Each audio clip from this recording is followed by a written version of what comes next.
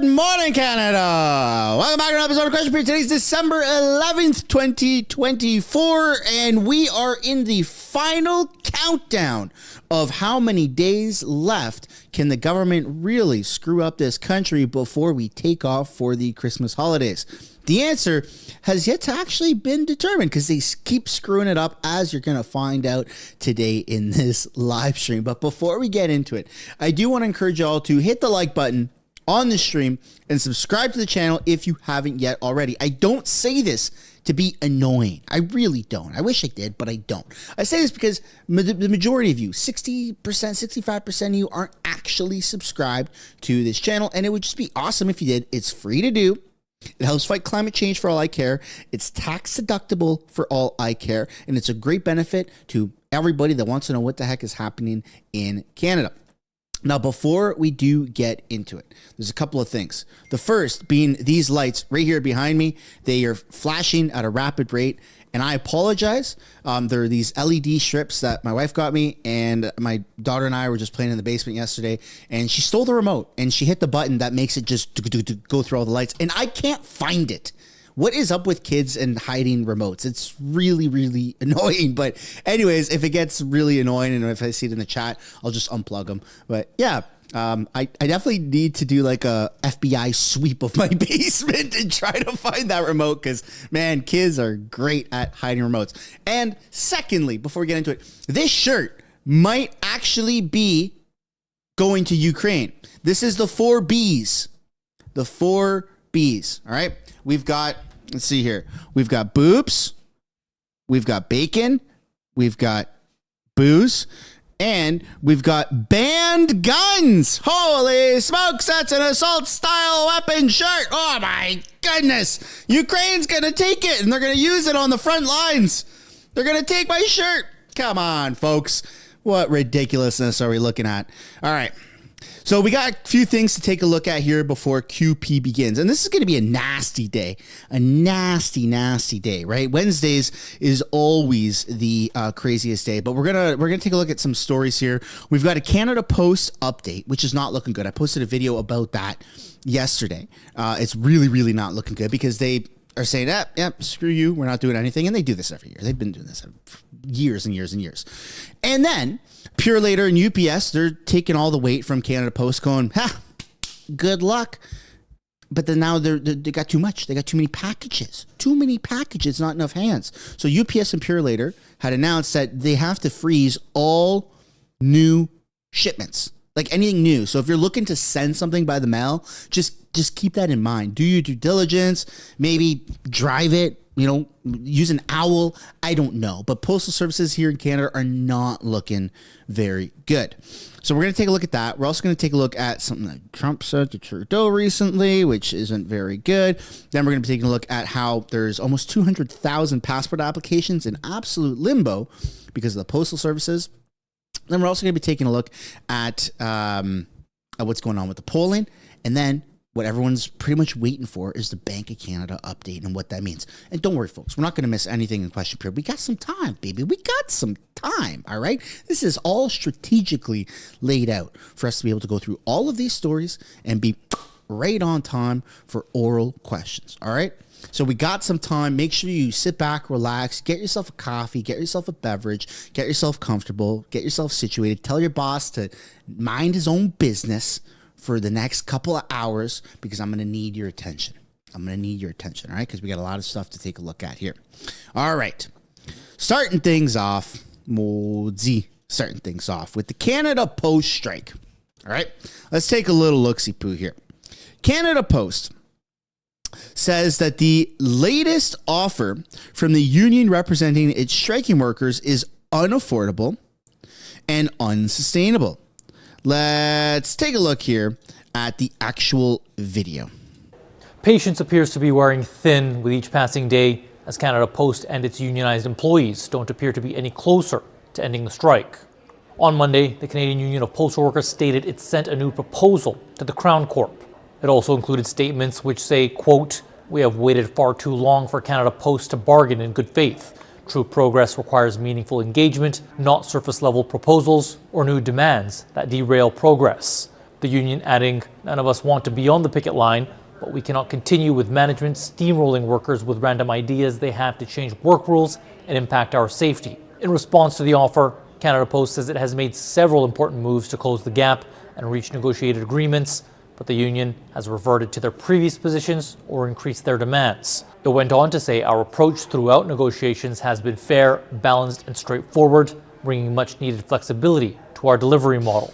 Neither side wants to take responsibility for such a long strike into the holiday season.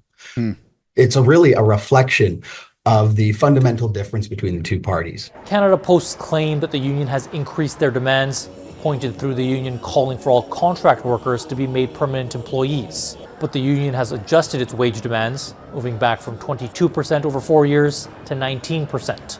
Earlier in negotiations, Canada Post offered a contract with a 12% salary bump.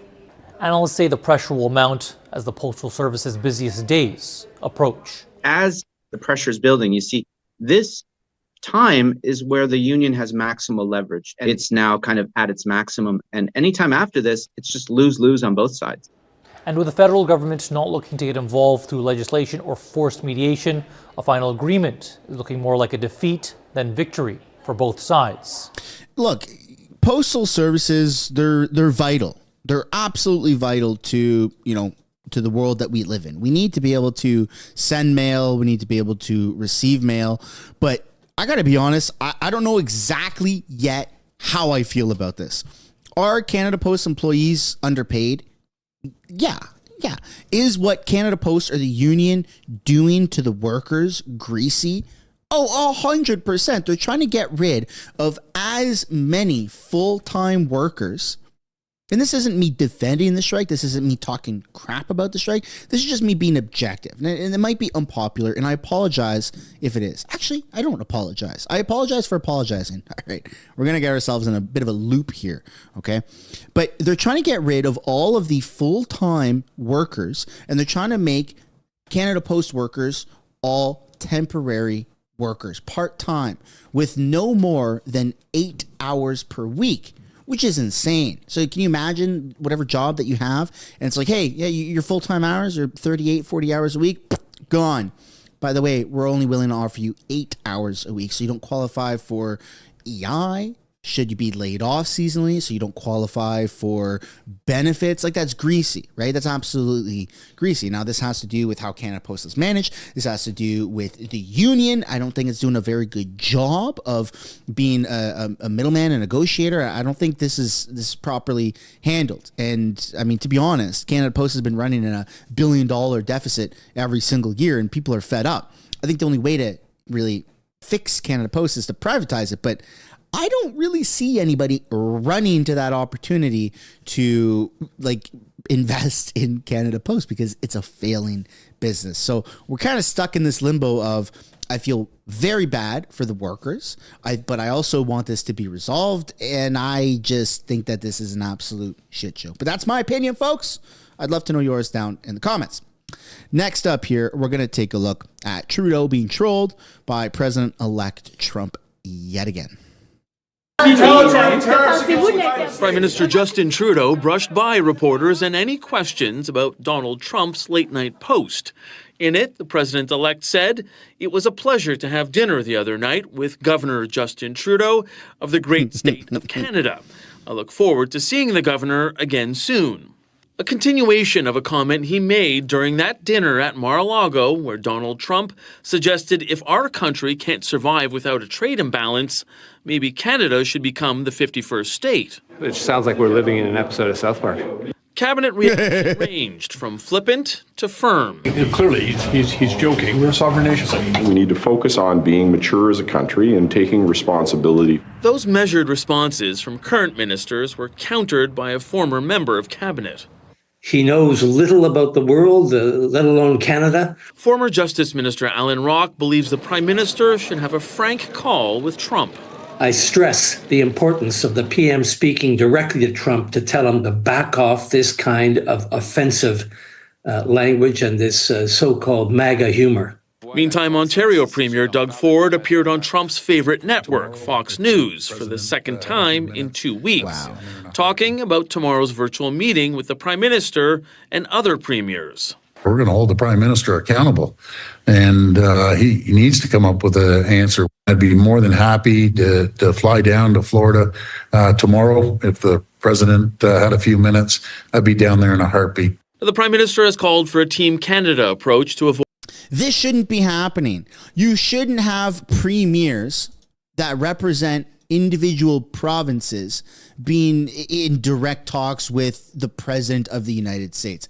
That doesn't make any sense. That's bizarre. That's like the governor of Ohio or Montana or Florida or Texas saying, you know what, we're just going to go right to Justin Trudeau. Like what? That doesn't make any sense. So the only thing I think I've ever agreed with Mark Miller is when he said moments ago that this is turning into a South Park episode. I think that this is getting way out of control. Trudeau should take the L. Trudeau should not try to fight back and turn this into a trade war. He's turning Canada into a laughingstock. Trump got some jabs. He's trolled the world saying Canada's going to be the 51st state, Mexico is going to be the 52nd state. Just leave it at that. Why continue the rhetoric, right? Why feed the beast? Just let it be. You're not gonna outmaneuver Trump. He's like the world's most popular person. Like, it's just not gonna happen. This is horrible. Avoid Trump's threat of 25% tariffs on all Canadian imports. Flavio Volpe was involved in renegotiating the new NAFTA. And he says the real test will be when the countries sit down to crunch numbers. And I know what the price of steel and aluminum and critical minerals are. And I know where they have to go to get that. So I know that they know how important we are to them for lots of reasons. The federal government has promised new investments on the border to address Trump's concerns that illegal drugs and migrants are flowing into the U.S. Asked when we can expect that border plan to be announced, the public safety minister said soon. It's honestly extremely pathetic that you only really see Canadian politicians and even premiers. Look, I don't want to talk smack about individual premiers, but Danielle Smith, right? Doug Ford, where were you guys for the past several years? This crisis has been ongoing. It's only gotten worse. And people are only now just really rushing. Okay, we got to do this. We got to do that. Let's go. Let's get it done. Let's get it done. We don't want these 25% tariffs. Never mind doing it for another country. Take a breath. Relax. Do your job, right? Do your job. And I hate to criticize the Conservatives to any capacity, municipal, provincial, federal, but look, you call a spade a spade. Everybody has been freaking out over these 25% tariffs when everybody should have been doing their job and crunching the numbers, making the money work so that we can invest more in our border, so we can stop all the drugs, so we can stop all this crime, so we can stop all the drug trafficking, so we can stop all the weapons trafficking and actually fix this country. We shouldn't be doing that for America. We shouldn't be doing that for another country. We should be doing that for ourselves. It only took another country, a bigger, badder, meaner country, to threaten us with 25% tariffs for everyone to finally get their head out of their ass. Look, I think Danielle Smith is doing phenomenal things in Alberta. But let's be honest, her, and I don't want to single her out, other premiers, Justin Trudeau, everybody has been dropping the ball at actually attacking these issues until these threats came into play. And look, I like Danielle Smith. I like these other conservative politicians, but it pisses me off. It pisses me off that people are only taking it seriously when there's something that we're now going to lose, right? We're going to lose a lot of money. We're going to have to pay more. We're going to have to pay more in taxes. It's horrible. But that's my opinion, folks. I'd love to know yours. Let's take a look now at passports. Almost 200,000 passports are in limbo because of the Canada Post strike.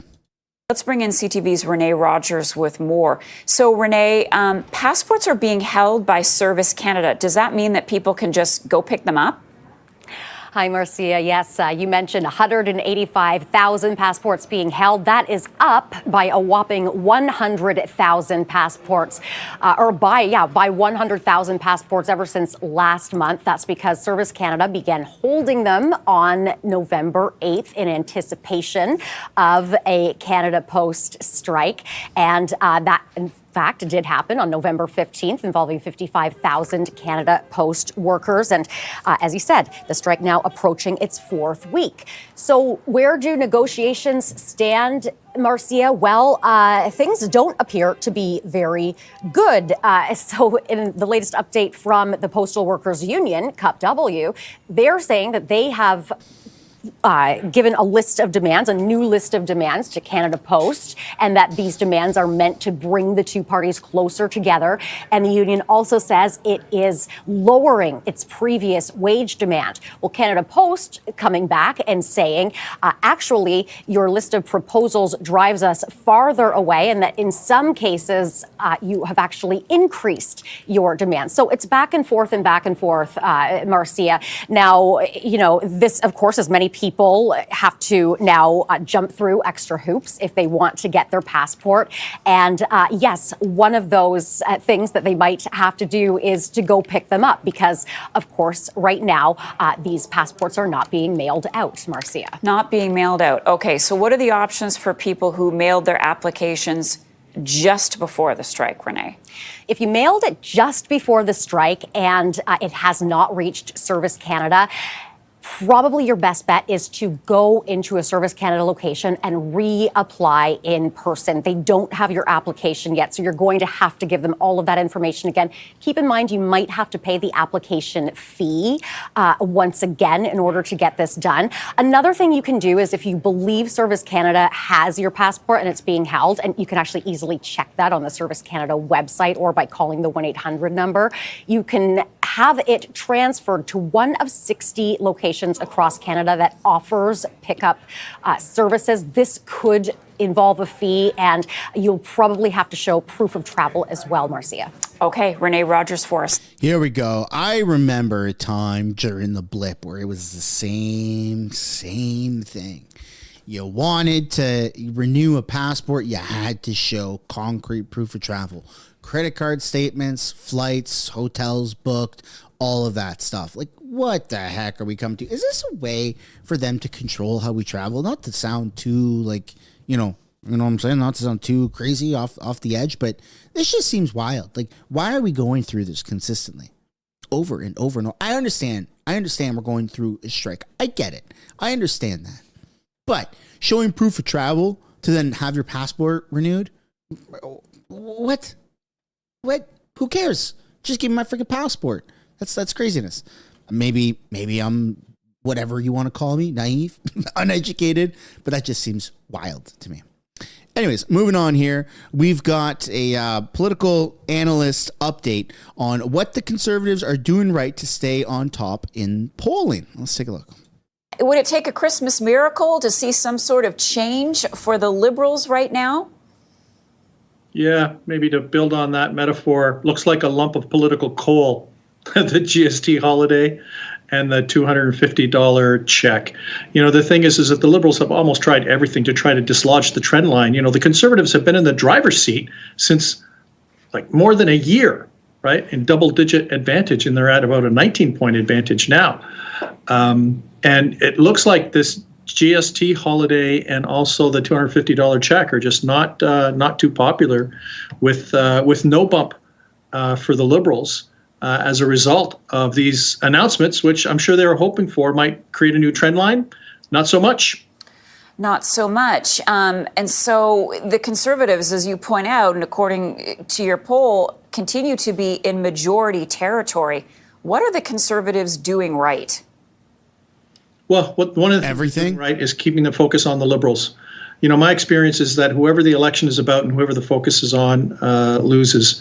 And, for Pierre Poilievre, he's been hammering Justin Trudeau on a consistent basis, especially related to the rising cost of living and spending and stuff like that. And he's been riding a blue wave of change. And, the thing is love him or hate him, Pierre Poilievre hasn't really made a mistake. He's been consistent since he was elected leader of the Conservative Party of Canada, and there hasn't been anything really to shake the numbers.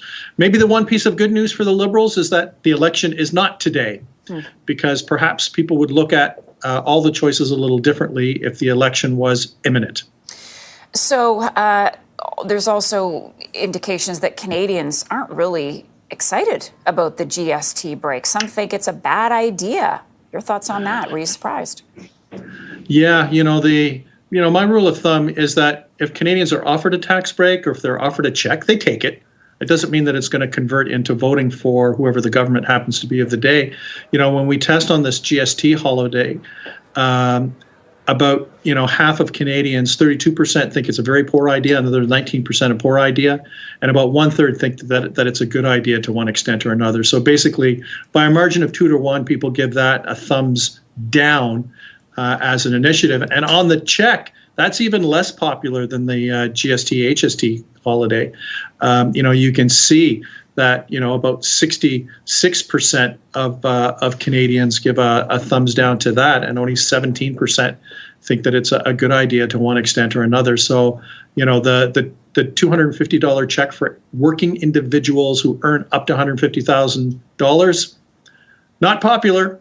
I think for the Liberals, maybe they should have done nothing, because more people are against this than they are for either one of these initiatives. Well, I'd like to dig a little deeper on that last point. 43% not. To be honest, I'll be extremely honest. The best thing the Liberals could do for polling and for popularity is to shut up. That's the best thing they could do. No more talks to the press, no more appearance in question period, and just don't do anything. That's the only way. Ferme la bouche. Ferme la calice de bouche. That's the only thing that they could do to go up in popularity. Because then people would be like, oh, well, okay, I guess we're just doing politics now. I mean, that's just speculation. I'm not trying to give them any pointers by any means. I'm just trying to be a little funny and pointing out that every time they open their mouth, every time they talk, every time they announce policies, give updates, open their mouth to any capacity, zoop, they go down in the polls. It's quite funny, to be honest. I've never seen anything like it. Speaking of not seeing anything like it, let's take a look now at this Bank of Canada interest rate cut. 50 basis points. What is going on? Is this good? Is this bad? What the heck is happening? How can the Bank of Canada, didn't they do 50 basis points last time? How can they keep dropping the interest rate? That's got to mean we're good, right? Oh my goodness, interest rates are coming down. People can afford houses, right? Is that what this means? I don't know. Let's take a little look here. Let's take a look. I'm very pleased to be here with the Senior Deputy Governor, Carolyn Rogers, to discuss our policy decision. Today, we lowered the policy interest rate by 50 basis points.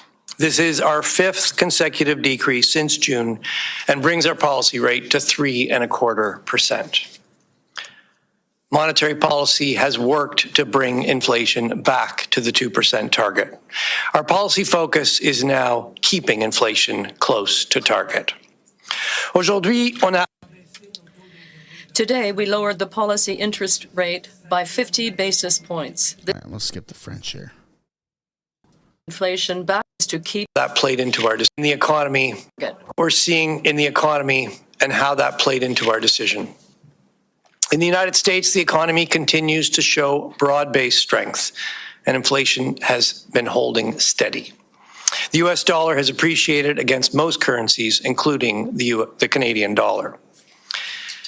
Canada's economy grew by 1% in the third quarter, which was slower than we expected. Recent data also suggests growth will be lower than projected in the final quarter of this year. Growth in the third quarter was pulled down by business investment, inventories, and exports. But consumer spending and housing activity both picked up as lower interest rates started to boost household spending. I gotta challenge that. I don't think household spending has picked up. I think that has to do with maybe seasonally, because we're heading into the holidays, so people are buying gifts, but I wouldn't say anything other than seasonally, because rates are coming down, that spending has picked up. In fact, people are crunching pennies now more than ever. More than ever. And that's just based off of me talking to people. That's based off of the comments in the community. That's based off of using my own eyes and going around. Not that where I live in northern BC is the golden standard for how people are or are not spending money in Canada. But I disagree heavily with that. I very much disagree. Canada's job market is still softening. Businesses have continued hiring, but the number of people looking for work has been increasing faster than the number of jobs. The unemployment rate rose to 6.8% in November. It has been especially hard for young people and newcomers to Canada to find work. A number of policy measures have been announced that will affect the... Hold on. Am I hearing this right? In one sentence, he says people are spending more per household. And then he just said it's harder for younger people to find jobs. Did I hear that right? Or am I imagining things? Because to me, that's like they're both that contradicts each other. It doesn't make any sense. The outlook for growth and inflation in the months ahead. The most significant of these is reduced immigration targets, which suggest GDP growth next year will be lower than we forecast in October. The effects of lower population growth on inflation will likely be more muted because reduced immigration dampens both demand and supply in the economy. Oh, our economy is going to slow down because we're cutting back on immigration. Here we go. We'll have more to say on this when we release our next forecast in January. Other federal and provincial government policies, including a temporary GST break on some consumer products, one-time payments to individuals, and changes to mortgage rules, will likely affect the dynamics of household spending and inflation in the months ahead. Again, we'll have more to say on this in January. As always, we will look through the effects that are temporary and focus on underlying trends to guide our policy decisions. CPI inflation has been about 2% since the summer, and we expect it to be close to target on average over the next couple of years. We thought elevated shelter price inflation would continue to ease, and it has. And the downward pressure on inflation from goods prices has also moderated as predicted. We expect the GST holiday to temporarily lower inflation to around 1.5% in January, but that effect will unwind after the GST break ends in mid-February. We will be looking at measures of core inflation to help us assess the trend in CPI inflation. While the upward and downward pressures on prices have been moderating, risks to the inflation outlook remain. Elevated wage increases combined with weak productivity could push inflation up. Or the economy could keep growing below its potential, which would pull inflation down. In addition, the economic outlook is clouded by the possibility of new tariffs on Canadian exports to the United States. No one knows how this will play out in the months ahead, whether tariffs will be imposed, what exemptions get agreed, or whether retaliatory measures will be taken. This is a major new uncertainty. En résumé, l'inflation... It means we're screwed, pal. It means we're absolutely screwed. That's what that means. With inflation back to targets, no longer the economy going one decision at a time. For the is back to summarize implications for the inflation outlook. To summarize, inflation is back to the 2% target, and lower interest rates are beginning to pass through to stronger spending by households. But the economy remains in excess supply, and the growth outlook now appears softer than we projected in October. With inflation back to target, we've cut the policy rate by 50 basis points at each of the last two decisions because monetary policy no longer needs to be clearly in restrictive territory. We want to see growth pick up to absorb the unused capacity in the economy and keep inflation close to 2%. The Governing Council has reduced the policy rate substantially since June, and those cuts will be working their way through the economy. Going forward, we will be evaluating the need for further reductions in the policy rate, one decision at a time. In other words, with the policy rate now substantially lower, we anticipate a more gradual approach to monetary policy if the economy evolves broadly as expected. Our decisions will be guided by incoming information and our assessment of the implications for the inflation outlook. The bank is committed to maintaining price stability for Canadians and keeping inflation close to the 2% target. With that, the Senior Deputy Governor and I would be pleased to take your questions. Yeah, I'm not a professional at all in this, but this is not good. It's not good at all. And I think that a lot of professionals agree that what we're seeing is kind of the slow collapse of our Canadian economy. I mean, these people are ruining it right in front of our eyes. They're bringing it down too fast. It's not good. It's not good at all. But hey, that's my opinion. I'd love to know yours. And now, right before question period starts, you got Jagmeet.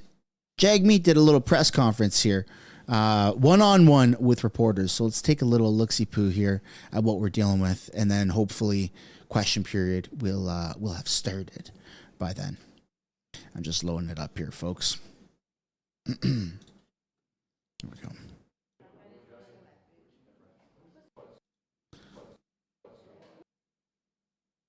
Holy smokes. Come on, CPAC, you got one job. To load the video.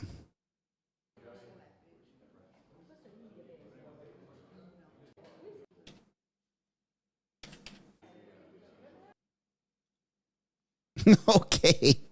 I'm trying, folks. I'm trying. I don't know what the hell's wrong with this. It's like fishing. She ain't catching the hook. Threat to hundreds. There you go.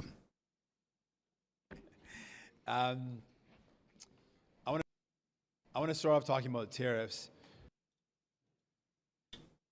All right. What the fuck is wrong with YouTube today, huh?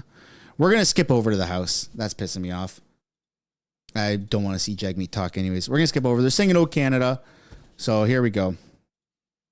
We'll see what these nut jobs have to say once they're done singing. That was weird. Que l'on ouvre les portes. Merci.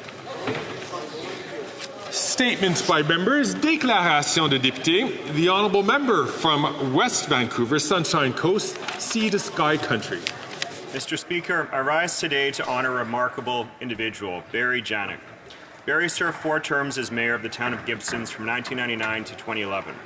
Known for his smile, humour, and infectious spirit, he was beloved by those that had the pleasure of knowing him.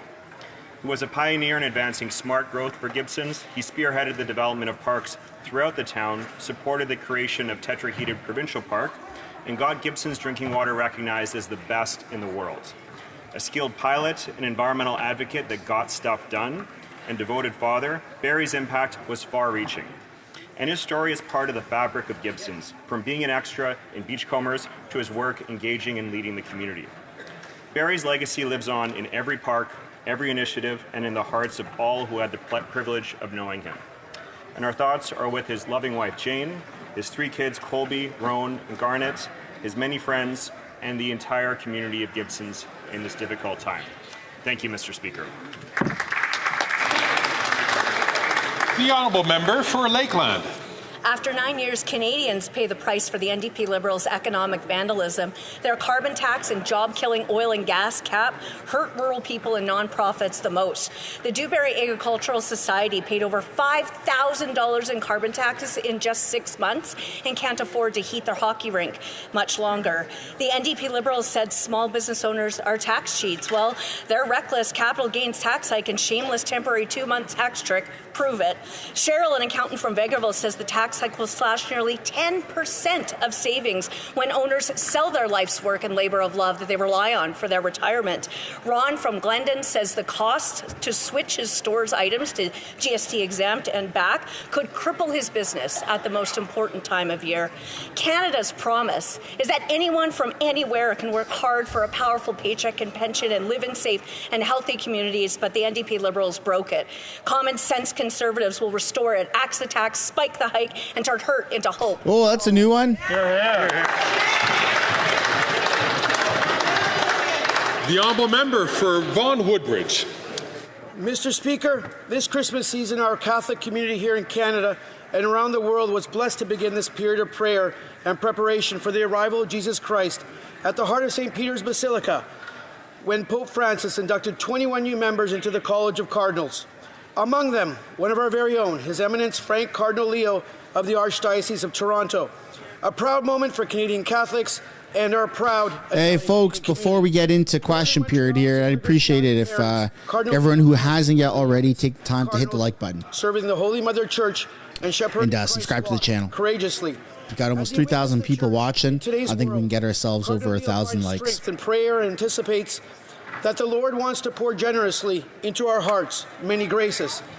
May this sacred moment inspire us to live with renewed purpose and generosity throughout the Christmas season and upcoming 2025 Jubilee declared by Pope Francis. I send my congratulations to Cardinal Leo and our entire Catholic community. Mr. Speaker, Buon Natale, Merry Christmas to everyone.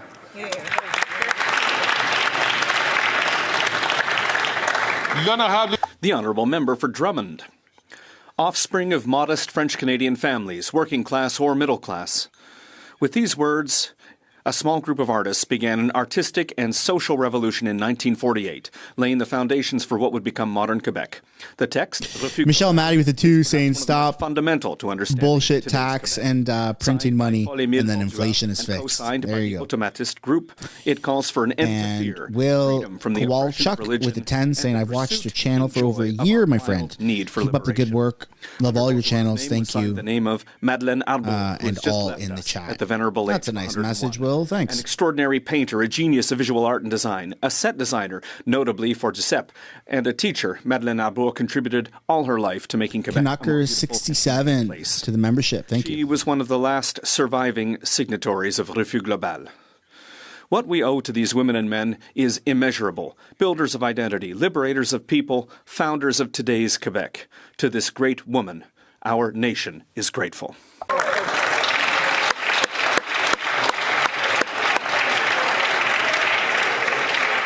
L'honorable député de Pierrefonds. The Honourable Member for Pierrefonds-Dollard. Monsieur le Président, on Sunday I was speaking with Miles, a resident in my beautiful riding of Pierrefonds-Dollard. Miles is a young man of 33. He works in transport, and he's also super fit and is training for the Highland Games. Miles and I were talking about how our Liberal government is making life more affordable, how people have been lifted out of poverty. Miles says he actually people have been put into poverty because of your government. He sees how our Liberal policies are making an impact to put a dent into poverty. Mr. Speaker, this is proved by the numbers. On 2015, in 2015, when the Conservatives left power, many Quebecers were in a situation of poverty, and today the rate has gone down from 15% to just 6%. Care, the child benefit, keeping the age of retirement at 65. These are Liberals' policies. We are working for Miles and all Canadians. That's Thank right. you, Mr. Speaker. The Honourable Member for Calgary Forest Lawn. Taylor and Melody from my riding are national champion sports shooters who compete internationally. They're supposed to represent Team Canada on the world stage in Czechia. They put years of hard work into training and competing. But this latest Liberal NDP gun grab has put their training and competition in jeopardy. Liberals are weak on crime, yet sports shooters, hunters, farmers, and First Nations across Canada are punished for this incompetence. After 9 years, gun crime has skyrocketed 116% across Canada. This weak Prime Minister's catch and release bail policy lets violent repeat offenders out on the street. Instead of this Liberal NDP government's ridiculous gun grab, they need to step back so that a common-sense Conservative government can restore law and order, secure the border, and ensure repeat offenders get jail and not bail. We will respect the traditions and livelihoods of our hunters, farmers, First Nations, and sports shooters, and bring home safe communities once again.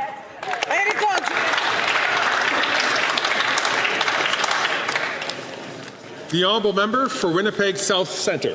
Mr. Speaker, my riding of Winnipeg South Centre is home to thousands of older adults. Upon being elected, one of my first steps was to establish an Older Adults Advisory Council. Comprised of nearly a dozen constituents over the age of 65, we meet regularly to discuss issues that are pertinent to them.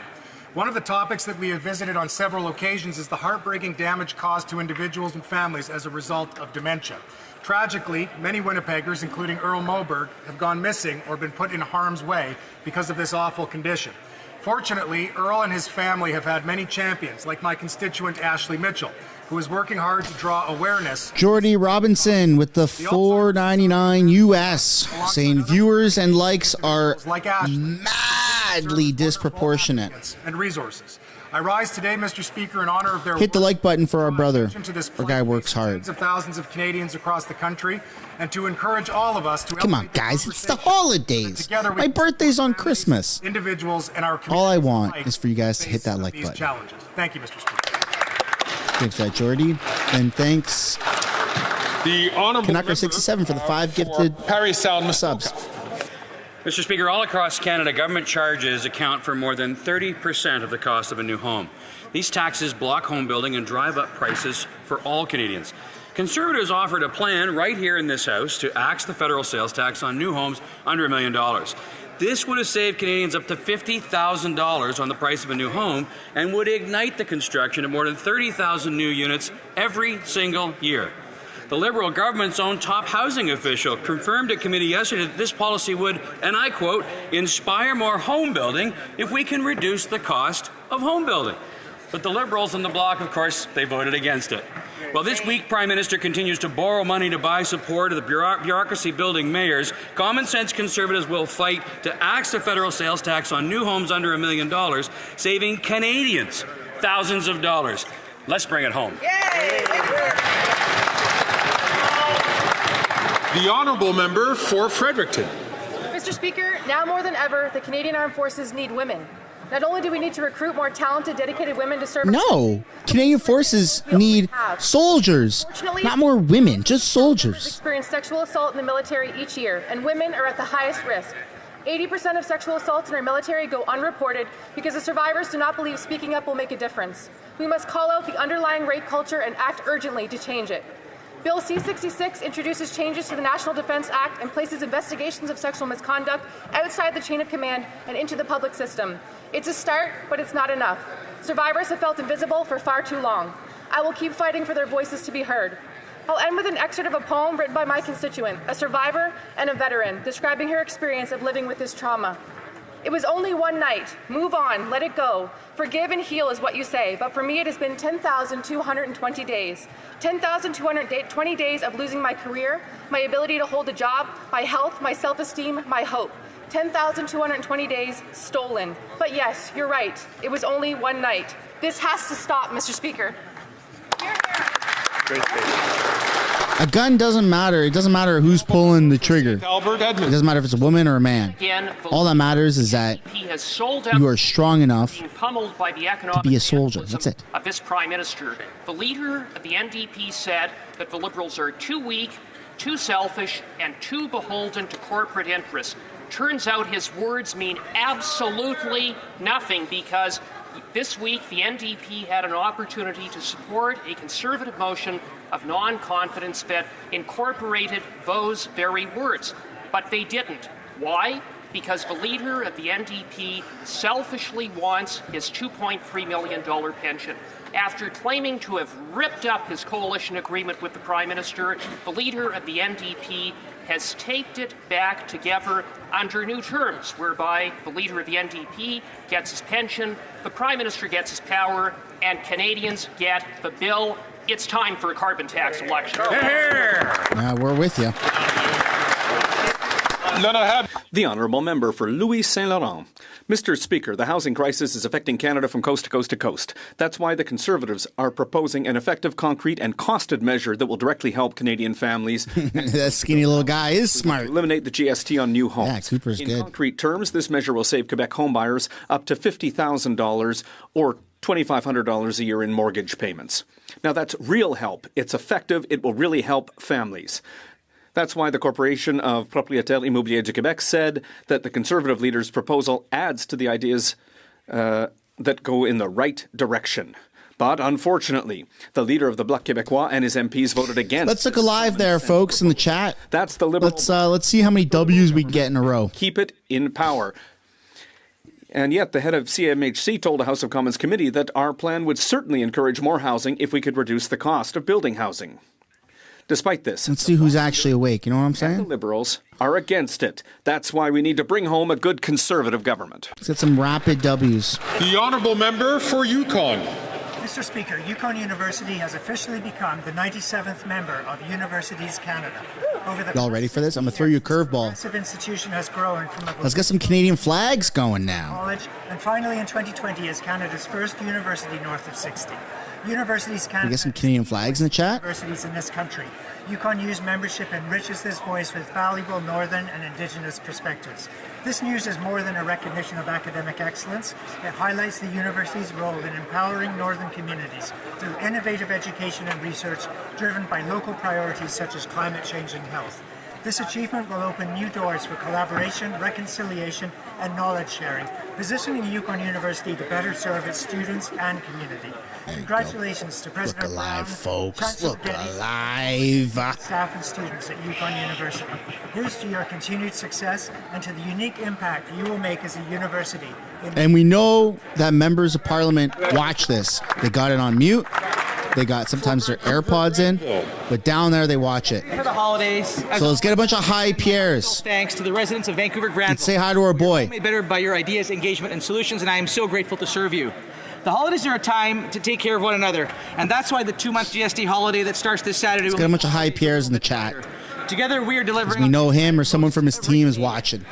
In Vancouver Granville, there are 4 institutions, the Hellenic Community of Vancouver, the Fringe Festival, the Maritime Museum, and the Planetarium, that will all receive change-making funding to expand and improve their services and buildings. As we head into the holidays, Mr. Speaker, let's be kind to one another, let's reach out to those in need, and be grateful for the fact that we live in the best country on earth. Merry Christmas, Happy Hanukkah, Kushali Mubarak. Order, please. If I could ask colleagues to please take their conversations a little quietly so we can listen to the member's statements. The honourable member. Just so you all understand, folks, this is the last recent report big Women's Shelters day has found that the crisis for question period housing until is impacting women's end of January, potentially February. women's lives at risk. This is the last caucus leader day. Shelters Canada explained, quote, since there's no affordable So we need all hands on deck. We need them W's ready to go. We need the L's ready to go. and shelter have nowhere to go. The lack of affordable housing is so acute that half of the women Let's keep it clean. are having Let's have some fun. to live with their abuse. This is the last big day before the holidays. Homeless. Access to affordable It's not the last question period. This last big day. life or death. Women's shelters are at capacity. There is nowhere to go. It doesn't have to be this way, Mr. Speaker. In Alberta, the Canada Housing Benefit for Survivors of Gender-Based Violence was announced in mid-April and ran out of funds in August. The federal government must Where's her watermelon pin? funding to women's shelters, to the housing benefit program, to build transitional housing, and to non-market and cooperative housing initiatives to create real options for women who are at risk. Thank you. Watermelon lady. Pierre's there. Order, please. Who's whispering in his ear? The honourable member for Laurentides-Labelle. Today, There's a cotton head. I rise to pay tribute to Amélie Duceppe. Somebody with all grays was whispering in Pierre's ear. And that's probably because I couldn't see who. The banner was in the way. With the Duceppe Theatre that she directs and its long tradition of excellence. So I see in the chat that the Conservatives are asking for an extra day. Was named CEO of the Year. And from my experience, the social that is not going to happen. The Les Affaires newspaper. They take off early for the holidays. 18 from her Aunt Louise, Amélie Duceppe has transformed the theatre's administration through collaborative, agile, and creative teamwork. Under her leadership and that of artistic co-directors David Lorrain and Jean-Simon Traversy, the Duceppe Theatre's doors are opening to more and more new audiences who are discovering or rediscovering Québécois theatre. On behalf of the Bloc Québécois, congratulations, Amélie Duceppe, and thank you for your incredible work promoting this essential name in Québécois culture. Thank you. Okay, we're going to start soon.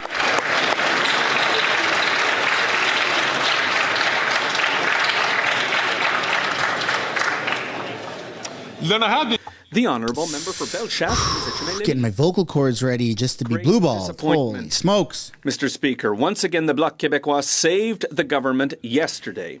Since the Bloc leader has been in Ottawa, his party has voted for over $520 Let's get some Canadian flags, some maple leafs, some W's down in the chat. Just let it fly. Just let it fly. Let's look alive. I ask you, Let's show some support for the boys and girls on the Conservative side, huh? Again and again, while direct services get worse and worse. The Bloc, which claims to defend Quebec's interests, nevertheless supports spending that feeds an increasingly imposing and centralized federal government. How can they claim, hand on heart, to want Quebec independence while they actively collaborate with the federal Liberals? That's not how you serve Quebec's interests.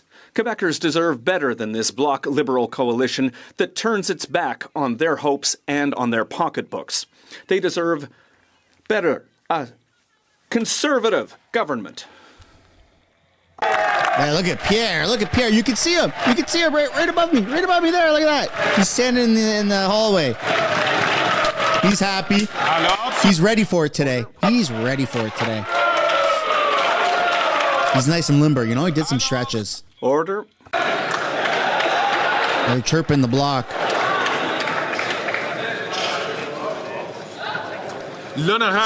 The Honourable Member for Lac St. Louis. Education is the key to an individual's success and to the progress of society, whether economic, social, scientific, or cultural. The quality of a student's educational experience is dependent upon the passion and creativity of their teachers.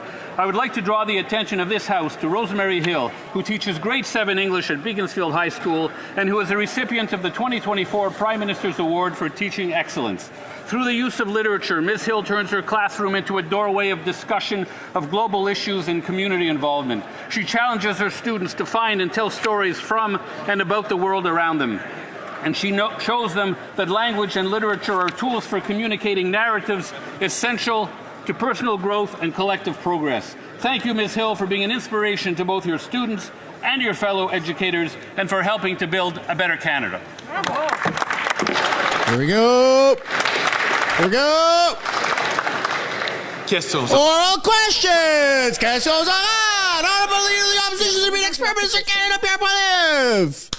The Prime Minister, who is weak, lost control of immigration, has lost control of the borders, and lost control of spending, inflation, debt, and even his own ministers, according to the Globe and Mail. Tension is rising between the PM and the Minister of Finance on the tax cut, and it's compromising his commitment to keep the deficit to $40 billion, as the Minister of Finance promised. Why is he pushing his finance minister to break her promise on this inflationary deficit?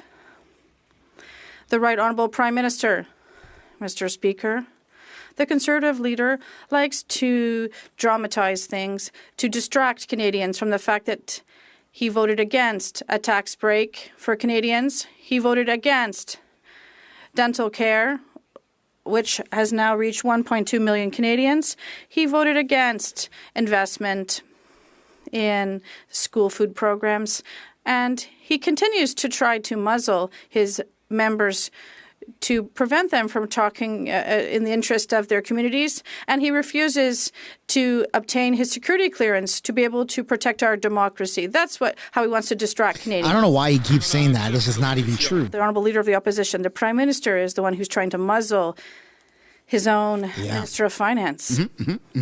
She made a promise to limit the deficit to $40 billion, to avoid further inflation, which is costing Canadians so much that they can't feed their children. And now he has forced his minister to break her promise. And he's attacking her in the papers. Why is the Prime Minister forcing his minister to break her promise and her credibility? The Right Honourable Prime Minister, as we've just seen, why the Conservative leader keeps on playing these dramatic games. It's because inflation is now at the level that is expected by the Bank of Canada, which has led to a cut in the key rate of 0.5 percentage points. And we are here to help Canadians We have kept inflation down, but what they have done, they have voted against the school food program to help young people across our country. And he is blocking access to dental care. He is not here to help Canadians. The Honourable Leader of the Opposition. This week, Prime Minister has lost control of the borders, lost control of immigration, lost control of spending, debt, and inflation. Now he's lost control of his own cabinet. Yesterday, the Globe and Mail reported that there's a big fiscal feud that is broken out between the Prime Minister and his Finance Minister. At stake is that she wanted to run a gigantic $40 billion deficit, but that was her guardrail. And now this Prime Minister is pushing her through that guardrail and pushing all Canadians off the fiscal cliff. Why? Let's see him not answer the question.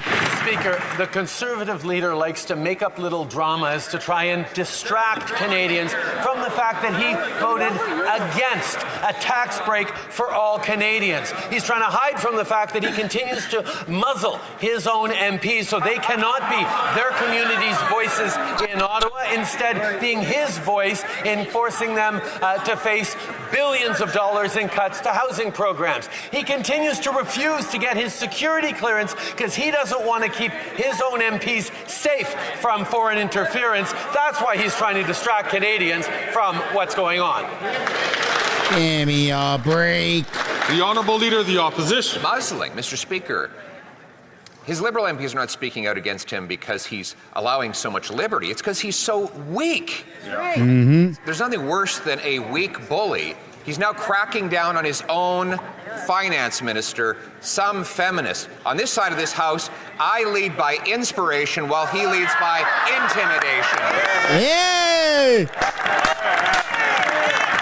Once again, House Speaker put his hands up. my inspiration and stand up for the promise that he made to keep the deficit under $40 billion. The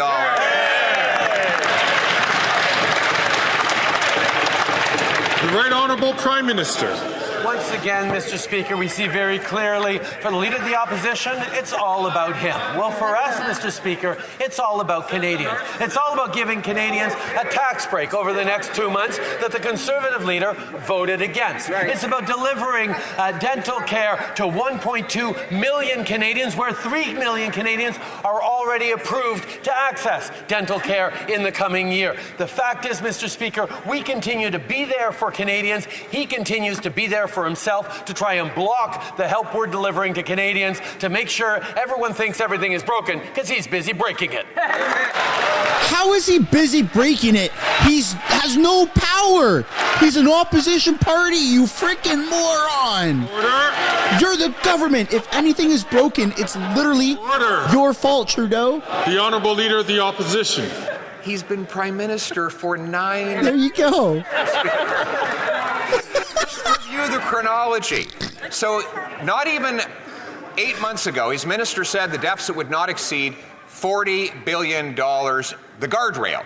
Then he went and got his banker friend, Carbon Tax Carney, to become his top economic advisor, stripping the power away from his finance minister.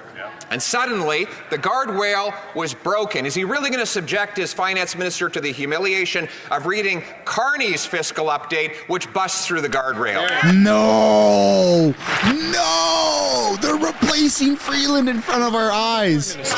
Mr. Speaker, this morning the Bank of Canada announced interest rates are going down yet again. That is terrible news for the Leader of the Opposition, but it's great news for Canadians for whom things will become more affordable. On top of that, a tax break out for Canadians over the next 2 months that the Leader of the Opposition voted against. Why, Mr. Speaker? Because he cares more about his own political interests than he does about Canadians who are struggling. Oh, he'll talk about the challenges Canadians are facing to try and instrumentalize them for his own gain, but he won't lift a finger to help Canadians. Bro, you are done. The Honourable Member for Bell-Chambly. Mr. Speaker, the Parliamentary Committee of Justice tabled a report that is literally a trial against Quebec's values, because Quebec is attached to, like most Western countries, to the notion of separating church and state. And I'm wondering what the Prime Minister, to the thousands of Muslims in Quebec who are happy and welcome in their society that has welcomed them. The Right Honourable Prime Minister. Mr. Speaker, on this side of the House, we have always defended and will always defend the freedom of ideas, freedom of expression, freedom of beliefs. This is a fundamental value for all Canadians and all those who come to Canada. And this is why on this side of the House, we'll always defend individual rights and the Canadian Charter of Rights and Freedoms. This is clear, Mr. Speaker. The Honourable Member for Belleuil-Chambly. I'd like to make things a little bit more concrete, Mr. Speaker. Is the Prime Minister backing people who at schools, secular schools in Quebec, are imposing their religion? Is he backing those who are literally bullied because they want to respect the principle of secularism in Quebec schools? It's one or the other. Which one? The Right Honourable Prime Minister. Mr. Speaker, very clearly, we will always defend the freedom of religion, freedom of expression, which are fundamental values for all Canadians and Quebecers, and that is why we're moving forward to defend the Canadian Charter of Rights and Freedoms. At the same time, Mr. Speaker, whether it's at independent universities or elsewhere, every institution has the responsibility of hiring the best possible professors and teachers based on merit, and that's what all Quebecers and Canadians expect. The Honourable Member for Burnaby South. Donald Trump is a bully, and bullies prey on weakness. When Trump says jump, the Prime Minister says how high. And when Trump trash talks Canada, the leader of the Conservatives repeats that garbage. And when Trump trolls Canada, hundreds and thousands of Canadians worry that they might lose their job. Why won't the Prime Minister fight back and protect Canadian jobs? Hear, hear.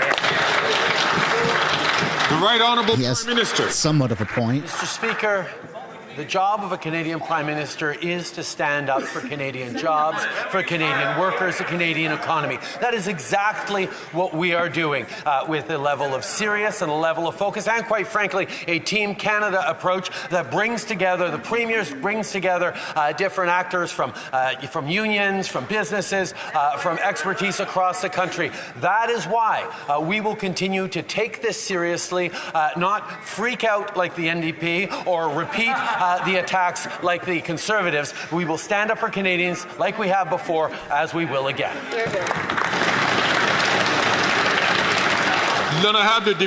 The Honourable Member for Burnaby South. Either, Mr. Speaker. The Prime Minister is doing nothing fiery today. While Trump mocks our country.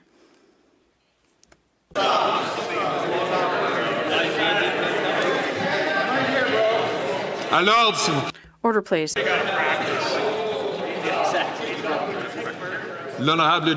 Honourable Member for Burnaby South. From the beginning, please. Isn't safe either. The Prime Minister is doing nothing while Trump mocks our country. And doing nothing while Trump threatens good Canadian jobs. I've fought bullies all my life. You have to be strong and not play their game. When will the Prime Minister stop showing weakness? The Right Honourable Prime Minister.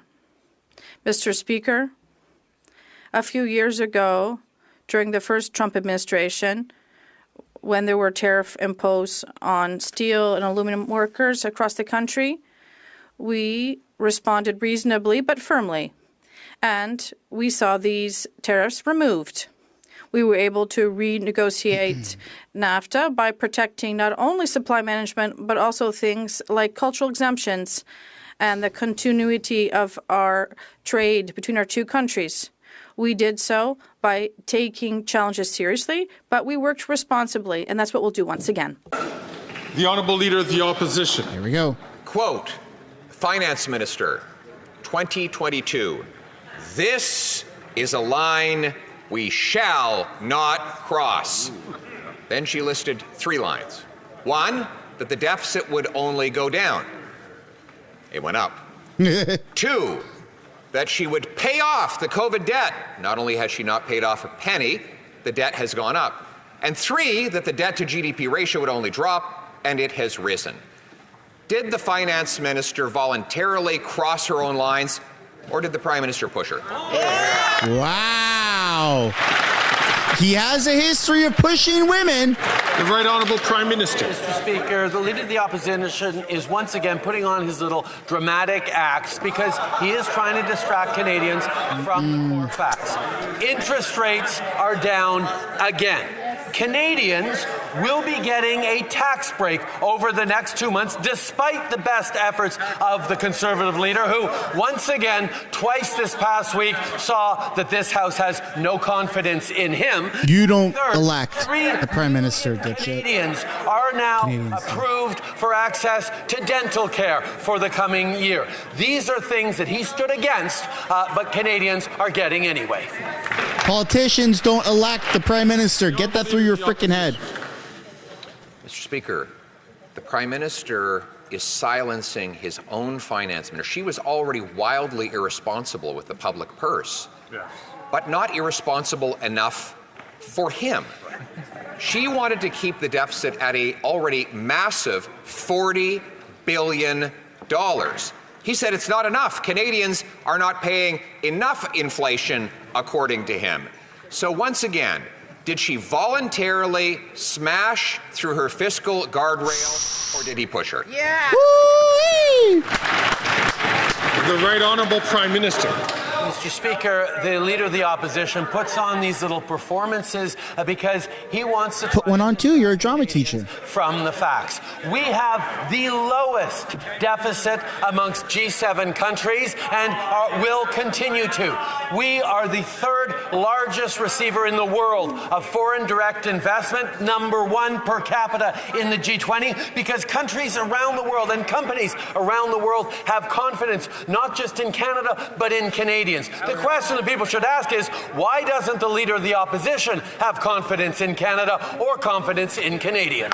He does. That's why he's calling for an election. He thinks Canadians are going to make the right decision. Colleagues are very enthusiastic to participate, but I'd invite them not to take the floor unless recognized by the Speaker. The Honourable Leader of the Opposition. Canadians do not have confidence in him, nor does his own party or his own cabinet, nor apparently does the Bank of Canada, which today was forced into an emergency panicked rate cut to confront the collapsing economy. The governor of the bank said the economy is softer than he expected it would be, and despite the fact that inflation is rising, that all 4 measures of it are above the target, he's being forced to cut the rates to save the economy from outright collapse. When will the Prime Minister stop breaking the economy and call a carbon tax election so we can fix it?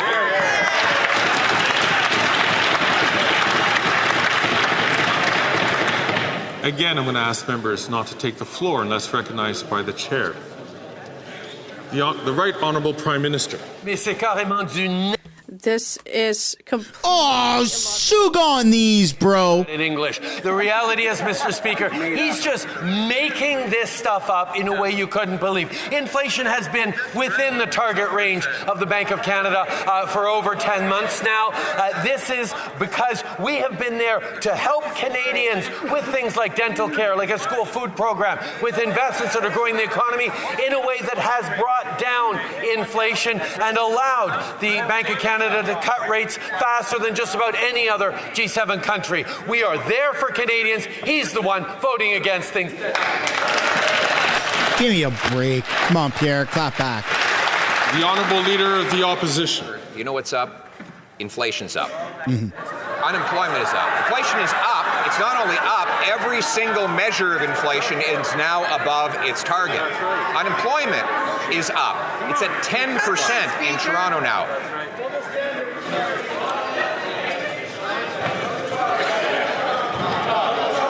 Order. Yeah, I didn't hear any of it, Greg. The Honourable Leader of the Opposition. Please start again.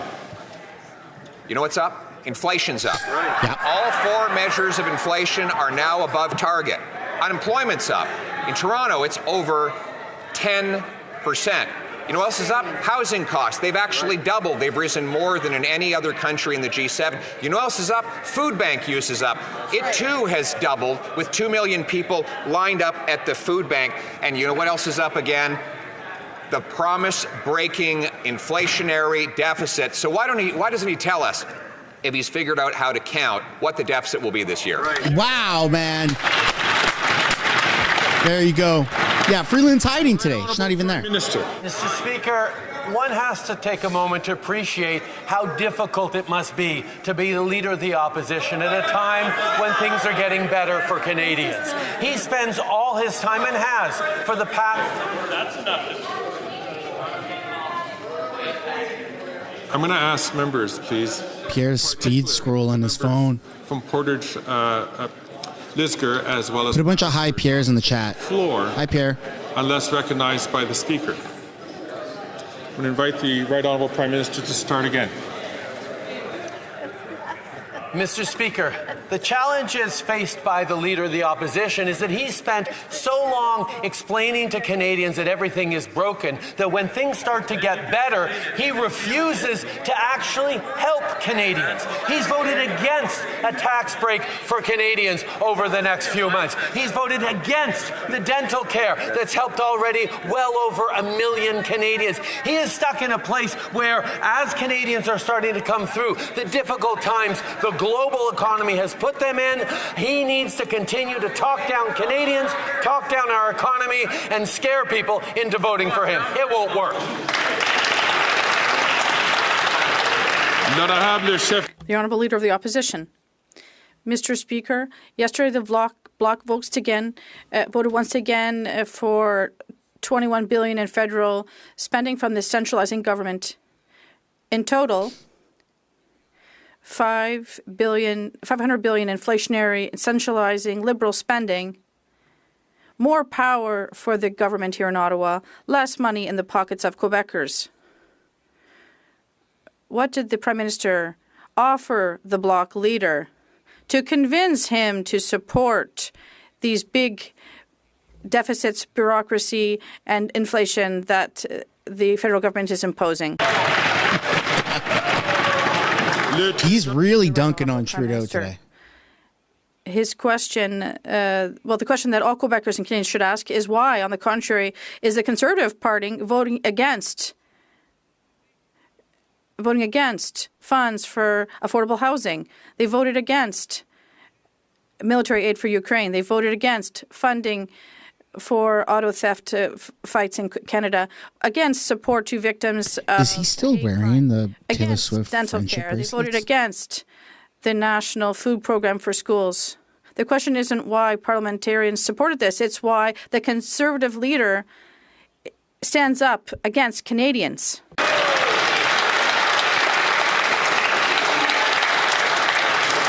The Honourable Leader of the Opposition, because money will never going to do what he's saying. They're just increasing bureaucracy in Ottawa like they always do. But the Bloc leader says he needs to support the government spending by voting for these appropriations. Otherwise, everything will just shut down like it does in the U.S. But we're not the U.S.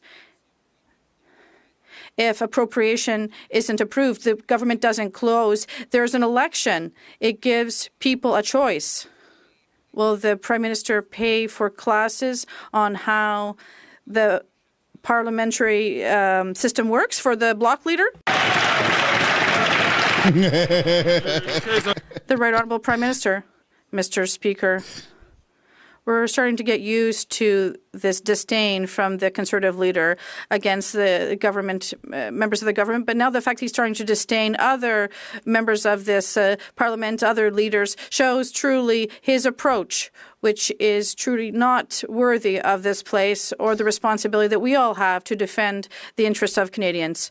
But he cannot explain why he voted against a tax break for Canadians. He can't explain why he voted against dental care for seniors So he decides to attack and to insult people. Canadians deserve better, Mr. Speaker. The Honourable Member for Belleuil-Chambly. Mr. Speaker, superior education, higher education institutions, are they free, as the Prime Minister says? That's a good question. But what we do know, however, is that education is provincial jurisdiction, and it's up to Quebec to decide what happens in Quebec schools.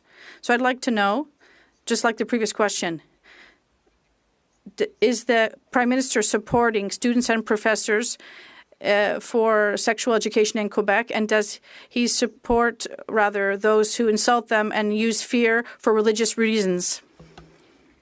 The Right Honourable Prime Minister.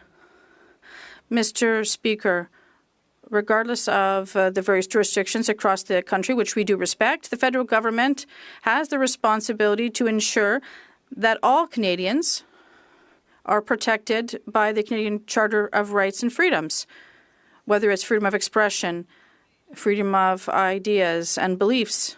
All of this has to be respected across our country.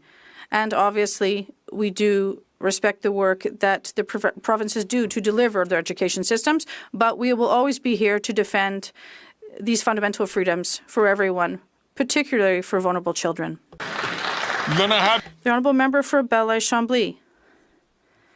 There are a few lessons encouraged for what we're seeing in this Parliament, but I'd like to remind everyone there is in the Criminal Code a disposition that allows people under a religious pretext to spread hate and to incite violence.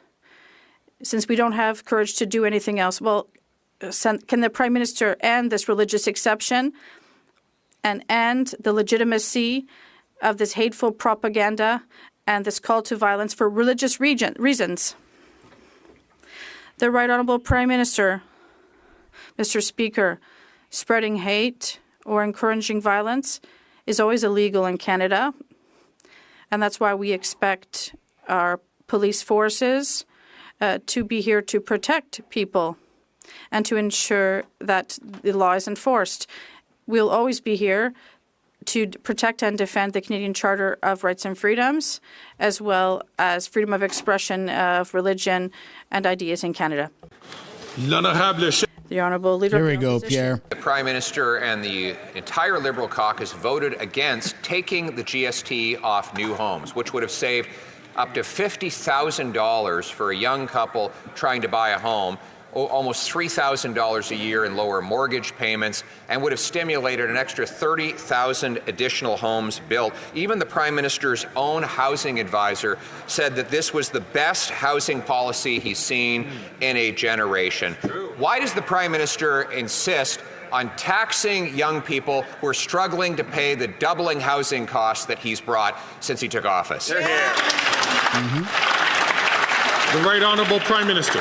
Mr. Speaker, Canadians have long learned that whenever Conservatives make promises, you have to look at the small print. And what the Leader of the Opposition actually proposed was cutting billions of dollars worth of investments to municipalities across the country to create more density, to accelerate the construction of homes, and to cut bureaucracy and red tape. Indeed, members of the Conservative Party have been advocating to invest in their communities, to send money to their mayors. And the Leader of the Opposition wrote a letter in their name saying, no, none of them want those investments in housing. Shame on him, Mr. Speaker. The Honourable Leader of the Opposition. Mr. Speaker, he's again imagining things. His program does not build homes, it builds bureaucracy. The only density is in his head. Our policy... there you go. You can't say that. I'm going to ask the Honourable... Nice try, though, Pierre. The Leader of the Opposition to withdraw and to rephrase this question. Thank you. It's in his imagination, that's all. Mr. Speaker, the Prime Minister Still shouldn't be allowed to tax people up to $50,000 on buying a home so that he can give more money to the very bureaucrats that block home building. It's not that his housing funds don't help. It's worse. They actually block new home building with more bureaucrats. So why don't we follow my plan to slash the bureaucracy, axe the tax, and build the homes? There you go. The Right Honourable Prime Minister. Mr. Speaker, the problem with what the Conservative leader is saying, leaving aside the childish insults, is that his own MPs are going behind his back, pleading to the minister to please send investments to build more homes to their municipalities, are complaining behind his back to the CBC that they can't stand up for their communities.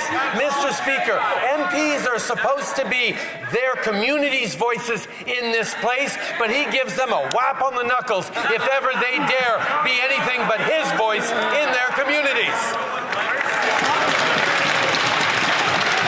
Before the honourable member takes his seat, I'm going to ask the honourable member from Niagara Falls to please not take the floor when not recognized.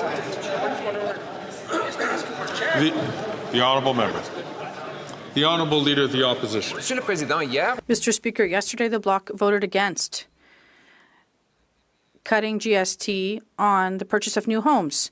So I just want to understand, a so-called sovereignist party wants to take money out of young Quebecers' pockets who are buying homes, to give it to the most centralizing government in our history, the battled federal government. How come a sovereignist party wants to concentrate power and Quebecers' money here in Ottawa? This question is not for the government's administration, and I see that the Right Honourable Prime Minister is rising to answer this question, but I would ask the Honourable Leader to take his seat, and I hope that this will not represent a trend. Otherwise, we will have to move on to other questions. The Right Honourable Prime Minister. Mr. Speaker, what the Bloc members understand and what Conservative members in Quebec also understand is that $1.8 billion that the federal government and the province are investing for the Housing Accelerator Fund helps to increase densification and increase housing construction while eliminating red tape. But the Conservative members in Quebec can't talk about this. They can't say how these cuts, $1.8 billion in cuts that the Conservative Party is proposing, how bad they'll be because they're afraid of their leader. They're not. Why does he keep saying that? Honourable Leader of the Opposition, Mr. Speaker, we want to put up to $50,000 in the pockets of young Quebecers who are buying homes, after Liberal programs managed to double the cost of housing and have tripled rents in Montreal. The Bloc is voting to feed federal bureaucracy with the money of Quebecers. It's only the Conservative Party that is in favour of sovereignty for young Quebecers to be able to keep their own money in their own pockets.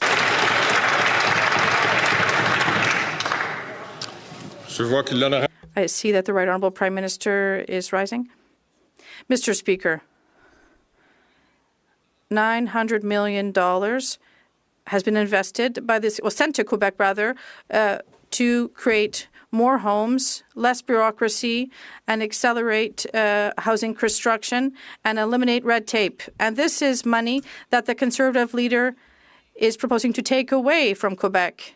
And these young Quebecers who need to find affordable homes and who need to have opportunities won't see construction under a Conservative government because they want to cut in housing investment, and that is why people have voted.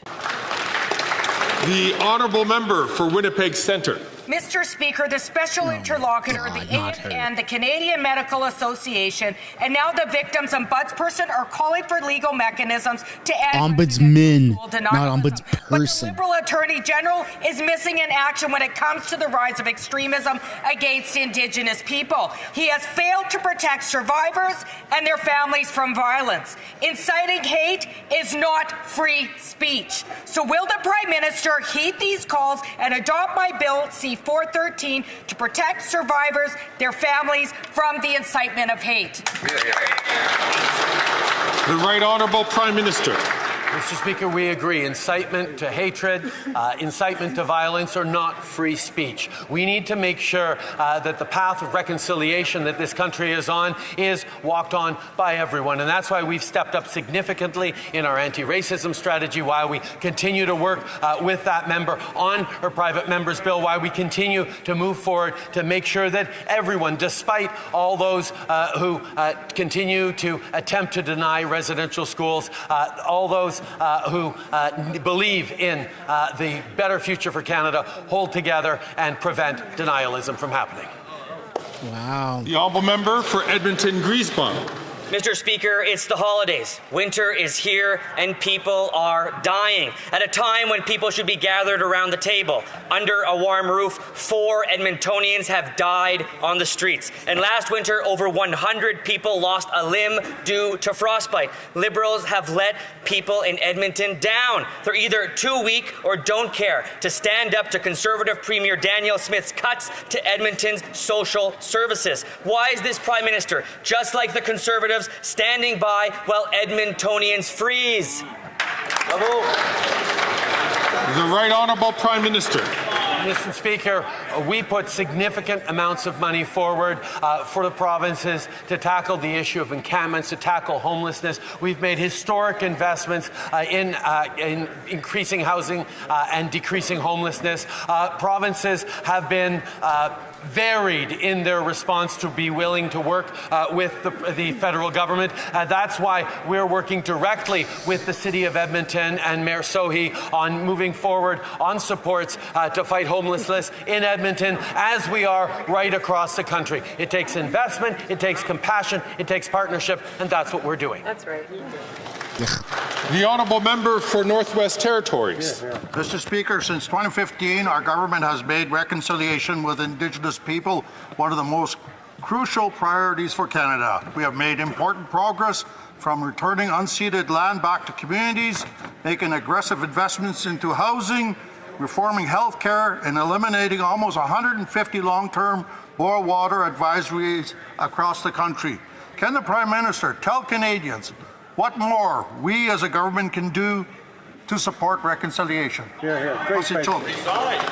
The Right Honourable Prime Minister. Mr. Speaker, I want to begin by thanking the member for the Northwest Territories For sure, a leading for his question. advocacy and his leadership. We introduced the First Nations Clean Water Act to ensure clean drinking water for generations to come and give First Nations the tools to manage their own drinking water infrastructure. It was shameful that in the presence of chiefs gathered from across the country, the Conservative Party voted to refuse to send that bill to the Senate. They stood against us sending C-61 to the Senate. Shame on them. We need to solve drinking water for generations to come. You've had 9 years, bro. The Honourable Leader of the Opposition. This week, Prime Minister has lost control of our borders. He started by teaming up with the British Columbia NDP to decriminalize fentanyl. He has kept the fentanyl precursor, 80% of fentanyl precursor ingredients legal. He allows 99% of shipping containers to come into our country uninspected. And he passed C5, which gives house arrest to the kingpins who produce this poison. Will he reverse his radical liberalization of drugs so that not one more mother will have the heartbreak of losing a child to overdoses? Yeah. The Right Honourable Prime Minister.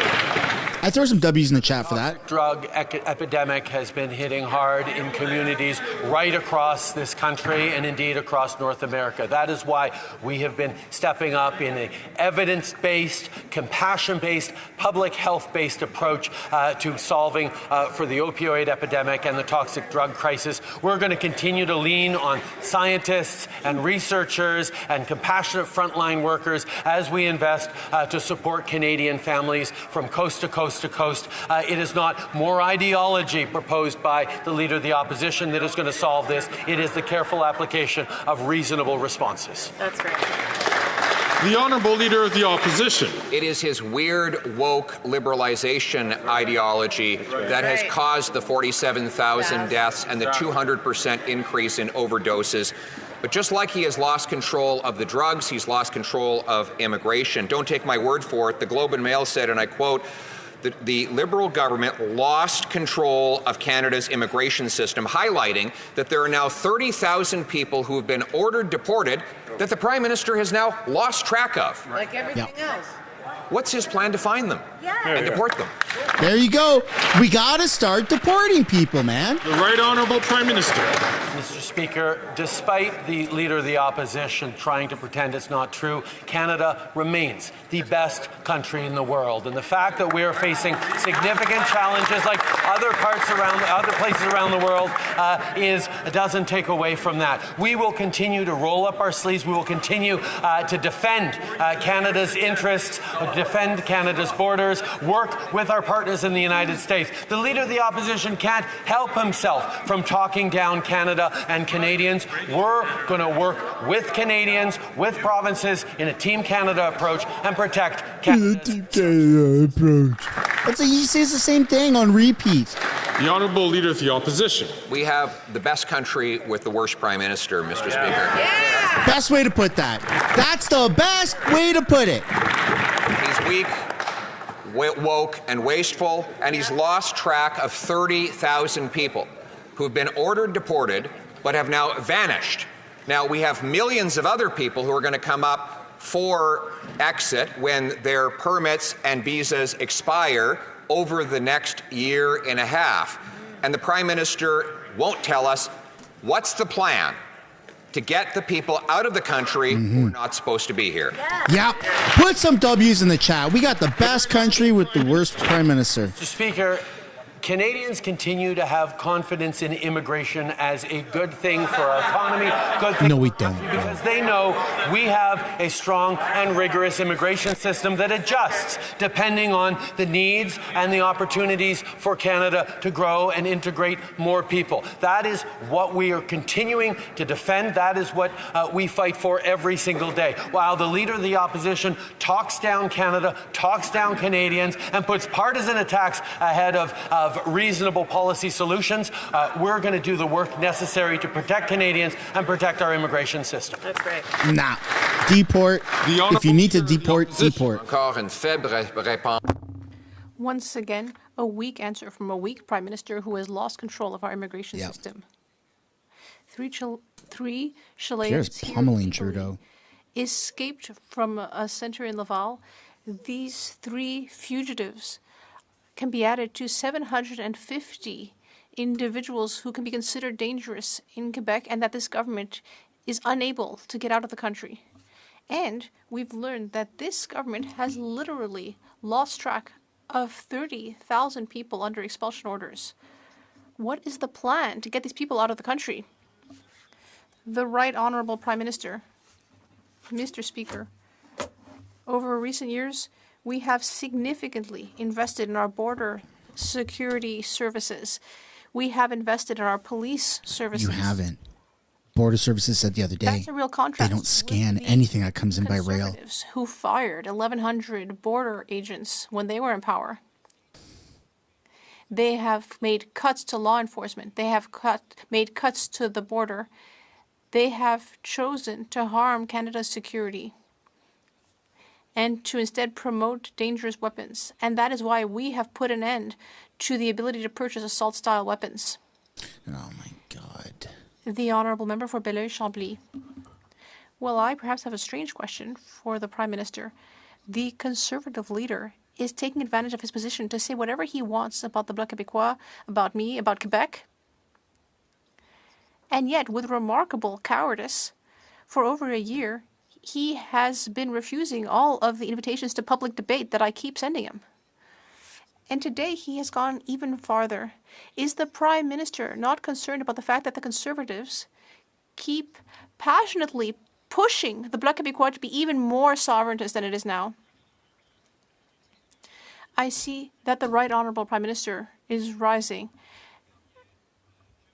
Yes, Mr. Speaker, I know very well that the Bloc Québécois, like other parliamentarians in this House, doesn't take anything the Conservative leader doesn't take anything he says very seriously. And in fact, very few Quebecers take anything that the Conservative leader says very seriously. because he is against women's rights. He wants to re-legalize assault-style weapons. He wants to eliminate the dental program that has already helped hundreds of thousands of Quebecers. We will be there to invest. I'm so done with Our Trudeau. colleagues from the Bloc Québécois and the NDP to help people. But the Conservatives just want to start fights. L'honorable. The Honourable Member for Belleuil-Chambly. Well, Mr. Speaker, something that is happening now is that a parliamentary committee of the House of Commons is attacking Quebec. The Conservatives seem to have it seems to have trouble coming up with any new questions. Same thing for the answers. It's like a broken record. We're not facing the challenges that we should be dealing with in this parliament.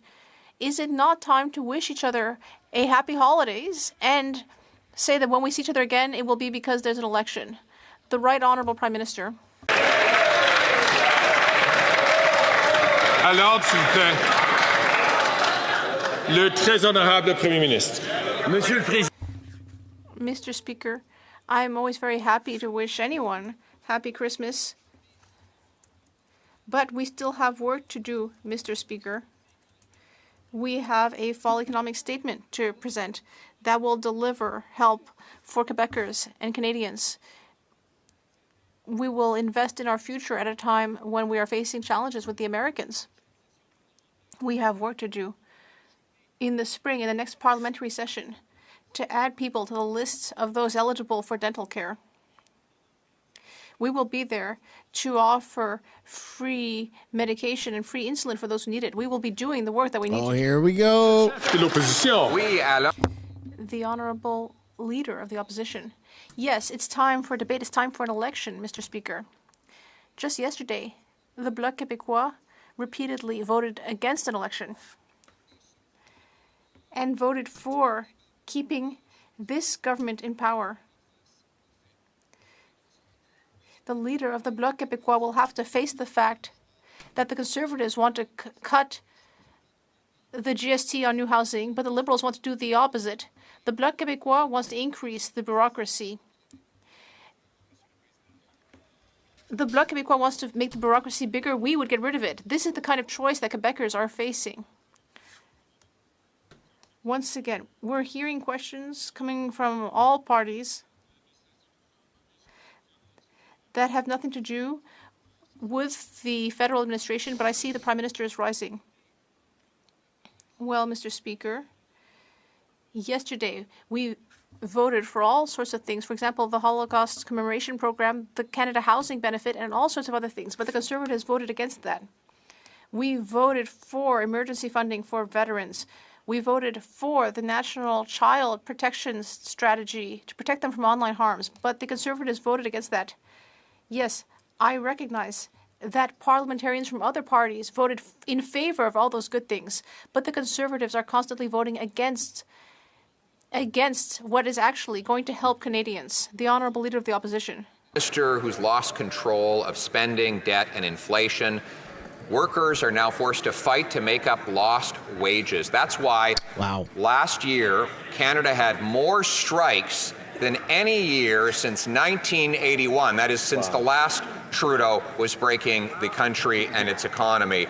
Now, Mr. Speaker, Canadians are suffering because they can't get their donations to charities, small businesses can't get their payments, and the economy is losing millions. Will he sit down the two sides, get a deal, and put an end to this dreadful strike? There you go, man. Come on.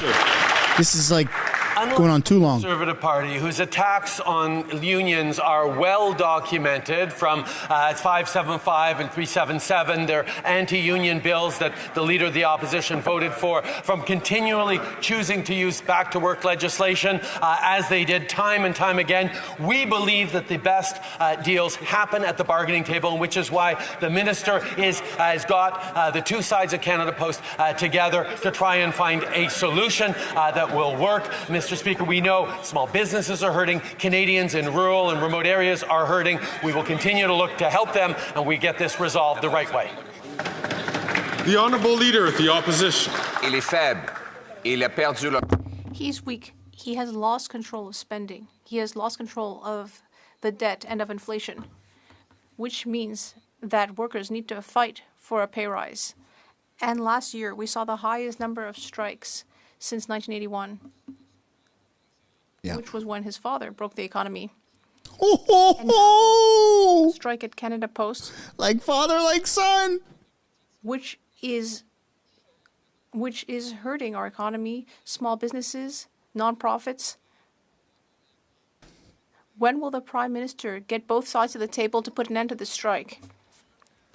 The Right Honourable Prime Minister. Mr. Speaker, the Conservative Party's hostility to workers, towards unions, is well documented.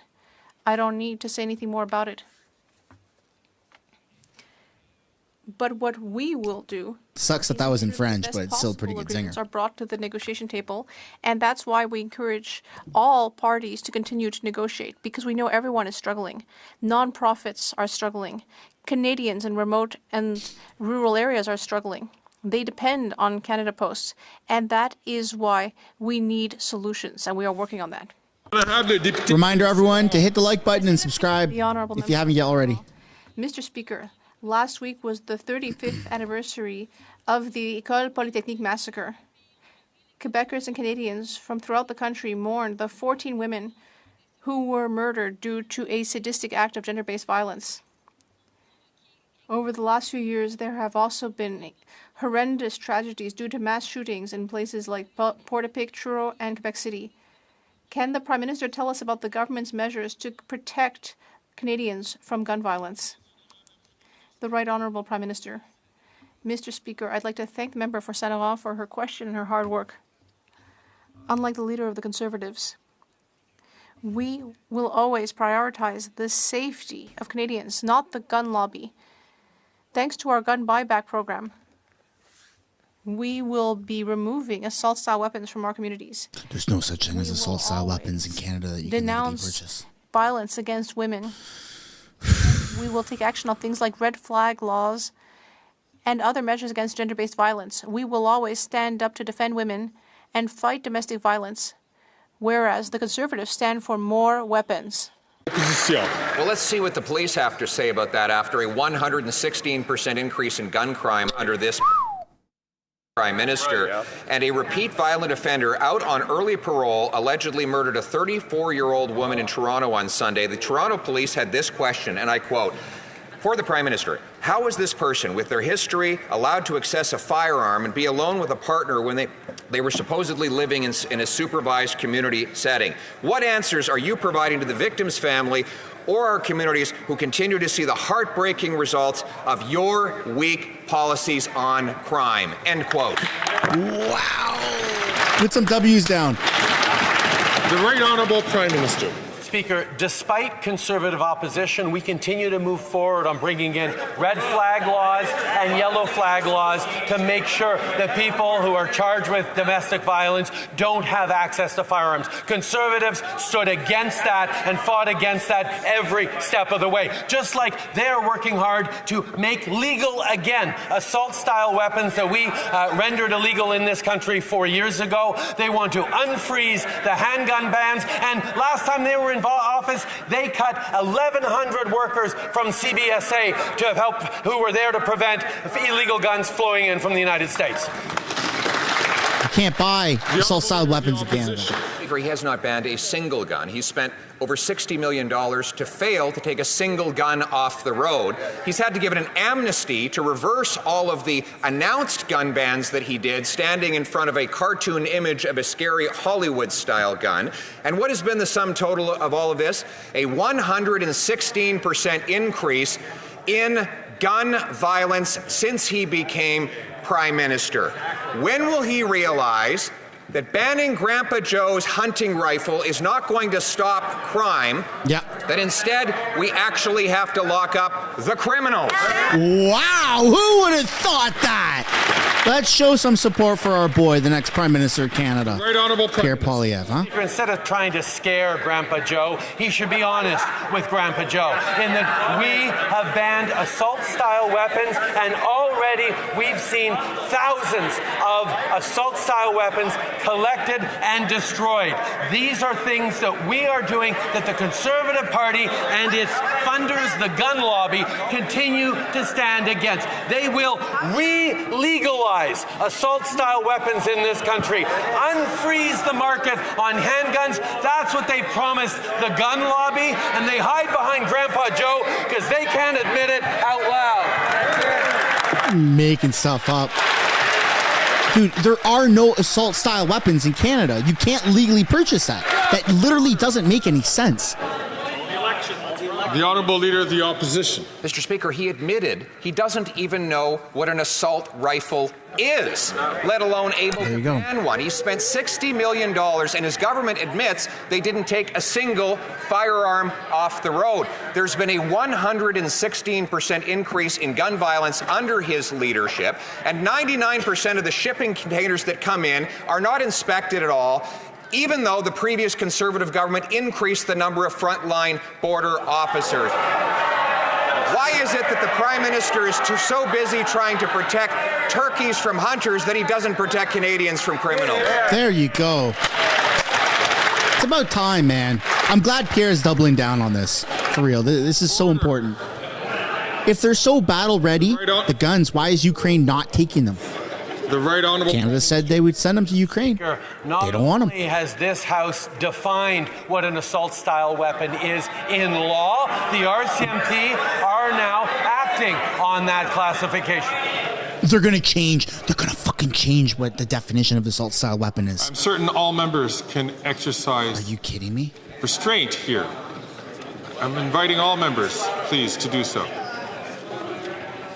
The Right Honourable Prime Minister from the top, please. Mr. Speaker, not only has this House defined what an assault-style weapon was over the objections of Conservatives, but we are now removing those guns and destroying those guns while we compensate those who lawfully purchased them. That is what responsible gun control looks like. Unfortunately, the leader of the Conservative Party has promised the gun lobby that he will re-legalize assault-style weapons, reopen the frozen market for handguns, and make things more dangerous for Canadians and particularly for women right across the country. Shame on him! You're fucking lying! Suck 1,000 dicks, Trudeau! It doesn't make any sense. You can't buy. There are no assault-style weapons in Canada. Order. You're making shit up. The Honourable Member for Halifax West. Mr. Speaker, Canadians have been through a lot in the last few years, and they're looking at all levels of government for relief and support. That's something I hear at the doors in Halifax West, and it's the call that I bring every day to Ottawa when I represent my constituents. Unlike the Conservatives who've been forbidden to advocate for their communities. Can the Prime Minister give an update on what this Liberal government is doing to make life better for Canadians? The Right Honourable Prime Minister. Mr. Speaker, I want to thank the member for Halifax West for her advocacy and her hard work. There was good news this morning, Mr. Speaker. The Bank of Canada has cut its interest rate That's by not another good news. 50 points. And today, we announced that 3 million Canadians have been approved for dental care, with more than 1.2 million Canadians, mostly seniors, already having received care. But the good news doesn't stop there. On Saturday, a tax break will go into effect for all Canadians, Mr. Speaker. The Conservatives voted against it, but it's real. Canadians are going into Christmas and the holiday season with lower interest rates, lower taxes, and more money in their pockets.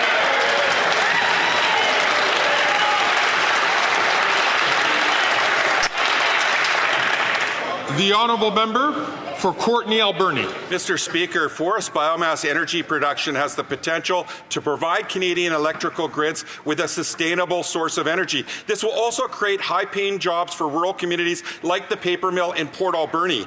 The U.S. Inflation Reduction Act includes tax incentives for biomass, putting Canada's forest sector at a competitive disadvantage.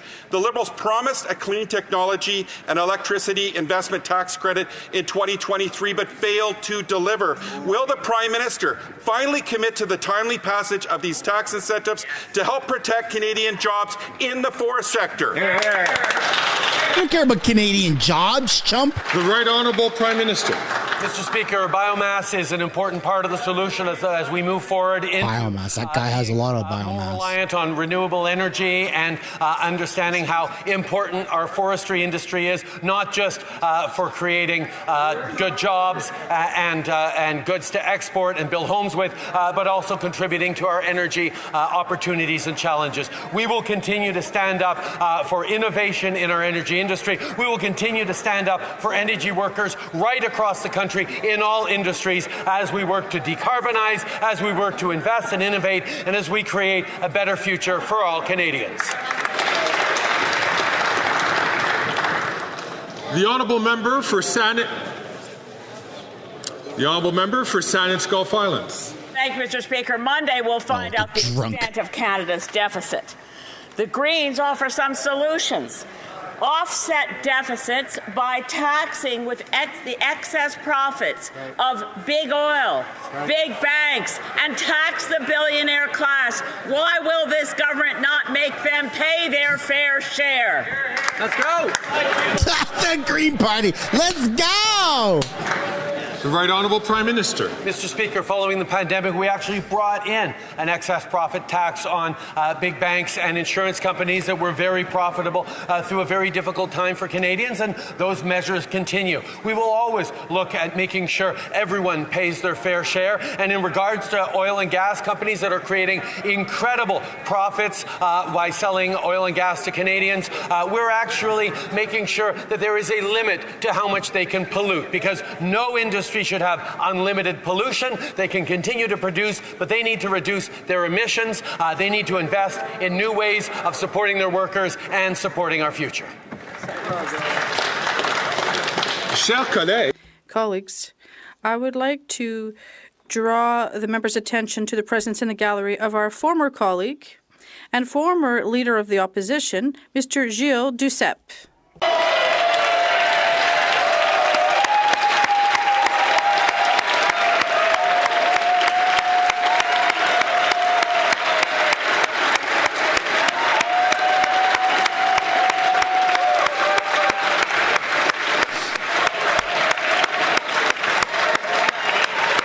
Yeah, I don't care who's up in the gallery. Come on, man. What an absolute shit show. Are you kidding me? Calling for thank goodness Pierre's calling for mass deportations because no one else is, right? Come on. Are you serious? You got millions of illegals now in Canada, and what are you going to do? Trudeau rewards criminality. That's why they keep saying jail, not bail, because he rewards the freaking criminals. It's annoying.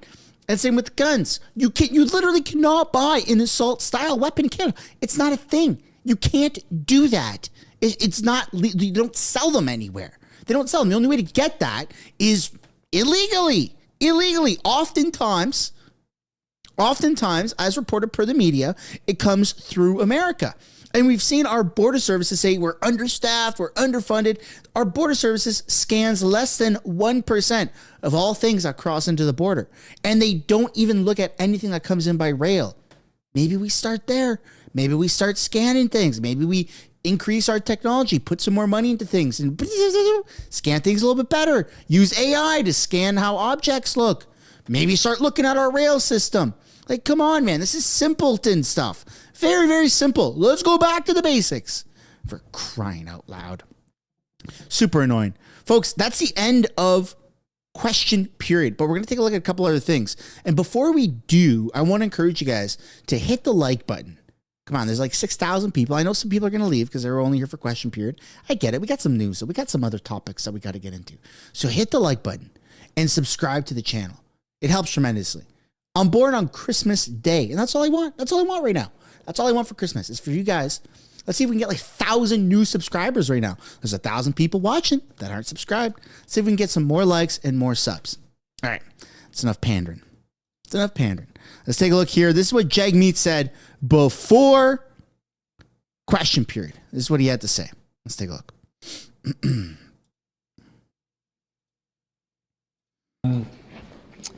I want to start off talking about tariffs. The threat of Donald Trump's tariffs, 25% across the board, is a direct threat to hundreds and thousands of Canadian jobs.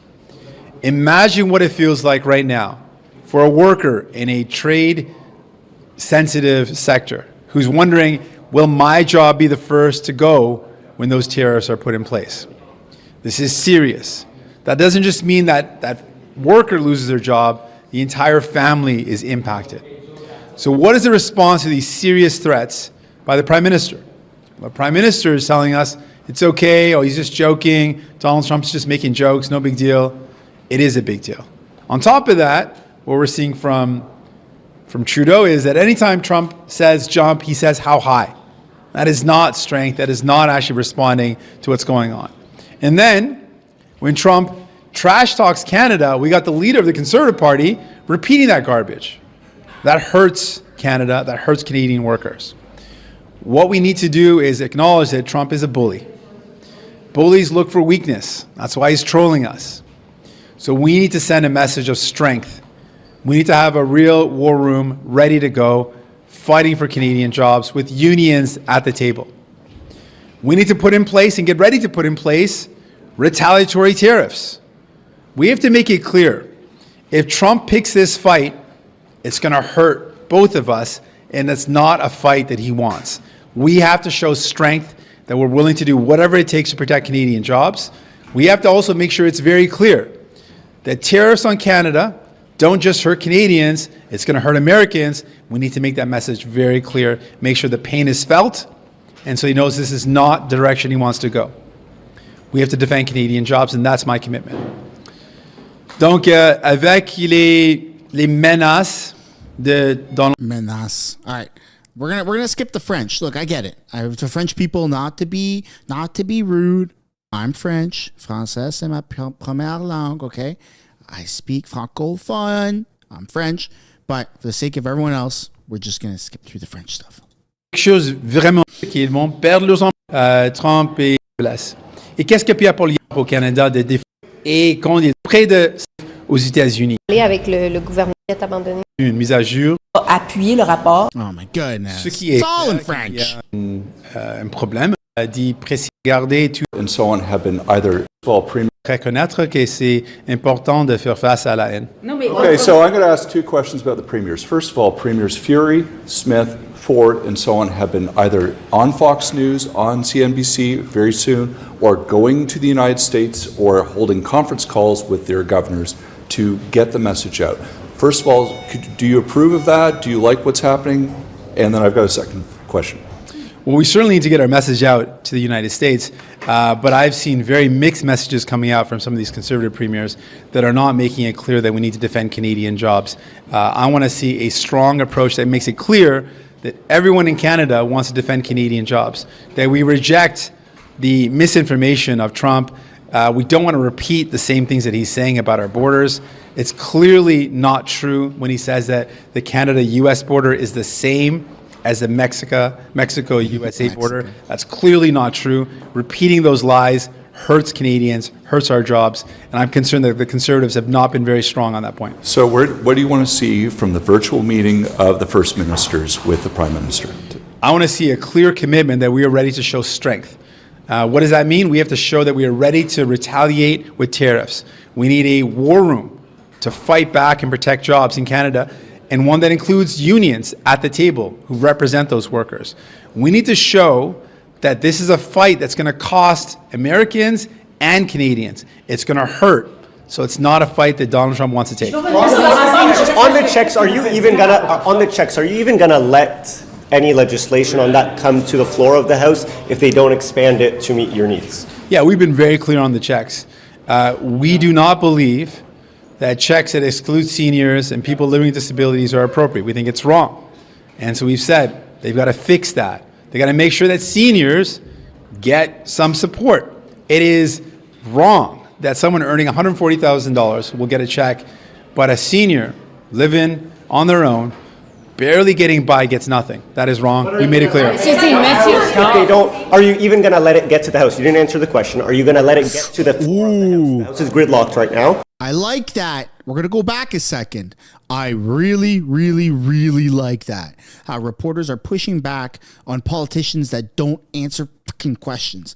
It pisses me off. It pisses you off. Now, question period is its own little song and dance, right?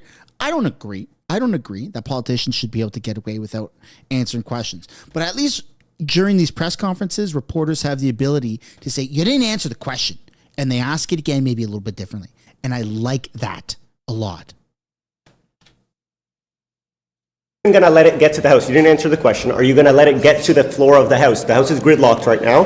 Are you even going to allow it to get to the House unless they meet your needs? Yeah, we've been very clear. We're not going to support anything that excludes seniors. Monsieur Singh, pour revenir sur le comité, la Okay, we're going to skip through the French again.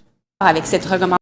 Mais ceux qui ont droit... Next week is the fall economic statement. Vous ne l'aimez pas, mais Vous ne répondez pas, vous dites que c'est pas votre position. Next week is the fall economic statement. Have you made specific demands to the Liberals that you want to see specific measures in there to give your support for it? For? The fall economic statement. What I understand, the fall economic statement is just an update. If there's going to be any legislation, we haven't seen it yet. We don't know if there's any legislation. We will make a determination on our support, like we said, by a case-by-case basis. So we'll look at any laws and decide. But so far, we've not seen any heads up that there's going to be any laws presented. But you have demands to support it, like to her question. Do you have? I don't think I've not seen any votes that are coming forward. It's just an update, as far as I know. If there's any votes, we'll take a look at it. Voulez-vous que les investissements, les nouveaux investissements à la frontière fassent partie de la mise à jour? Qui travaille sur le, on pense que le gouvernement a déjà. Je sais. All right, that's all from Jagmeet. That's all Jagmeet has got to say. Look, today's one heck of a day for Jagmeet. I'll be honest. He criticized old white people. He's being pretty racist. He's saying that Trump is a bully. He keeps propping up the Trudeau government while criticizing everything that the Trudeau government does.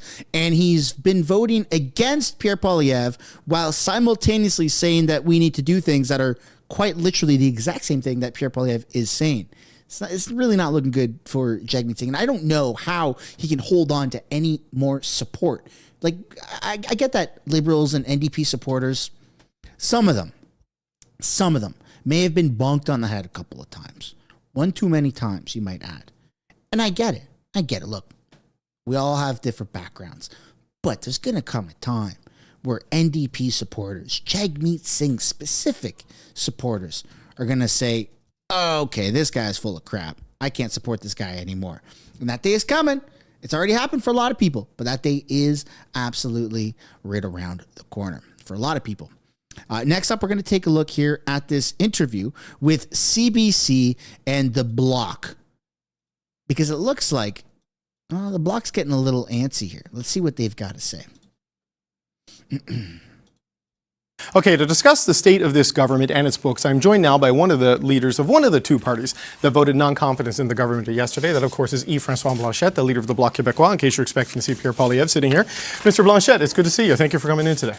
Un plaisir. Let's start with this non-confidence vote yesterday. You had said previously that you would only vote non-confidence in the government. It was in the best interest of Quebec. That motion yesterday was designed to almost embarrass Jagmeet Singh. Why is that something the Bloc Québécois voted for? Oh, first, I believe that Mr. Singh deserves to be embarrassed because the way he behaves is renouncing his responsibility as the leader of an opposition party.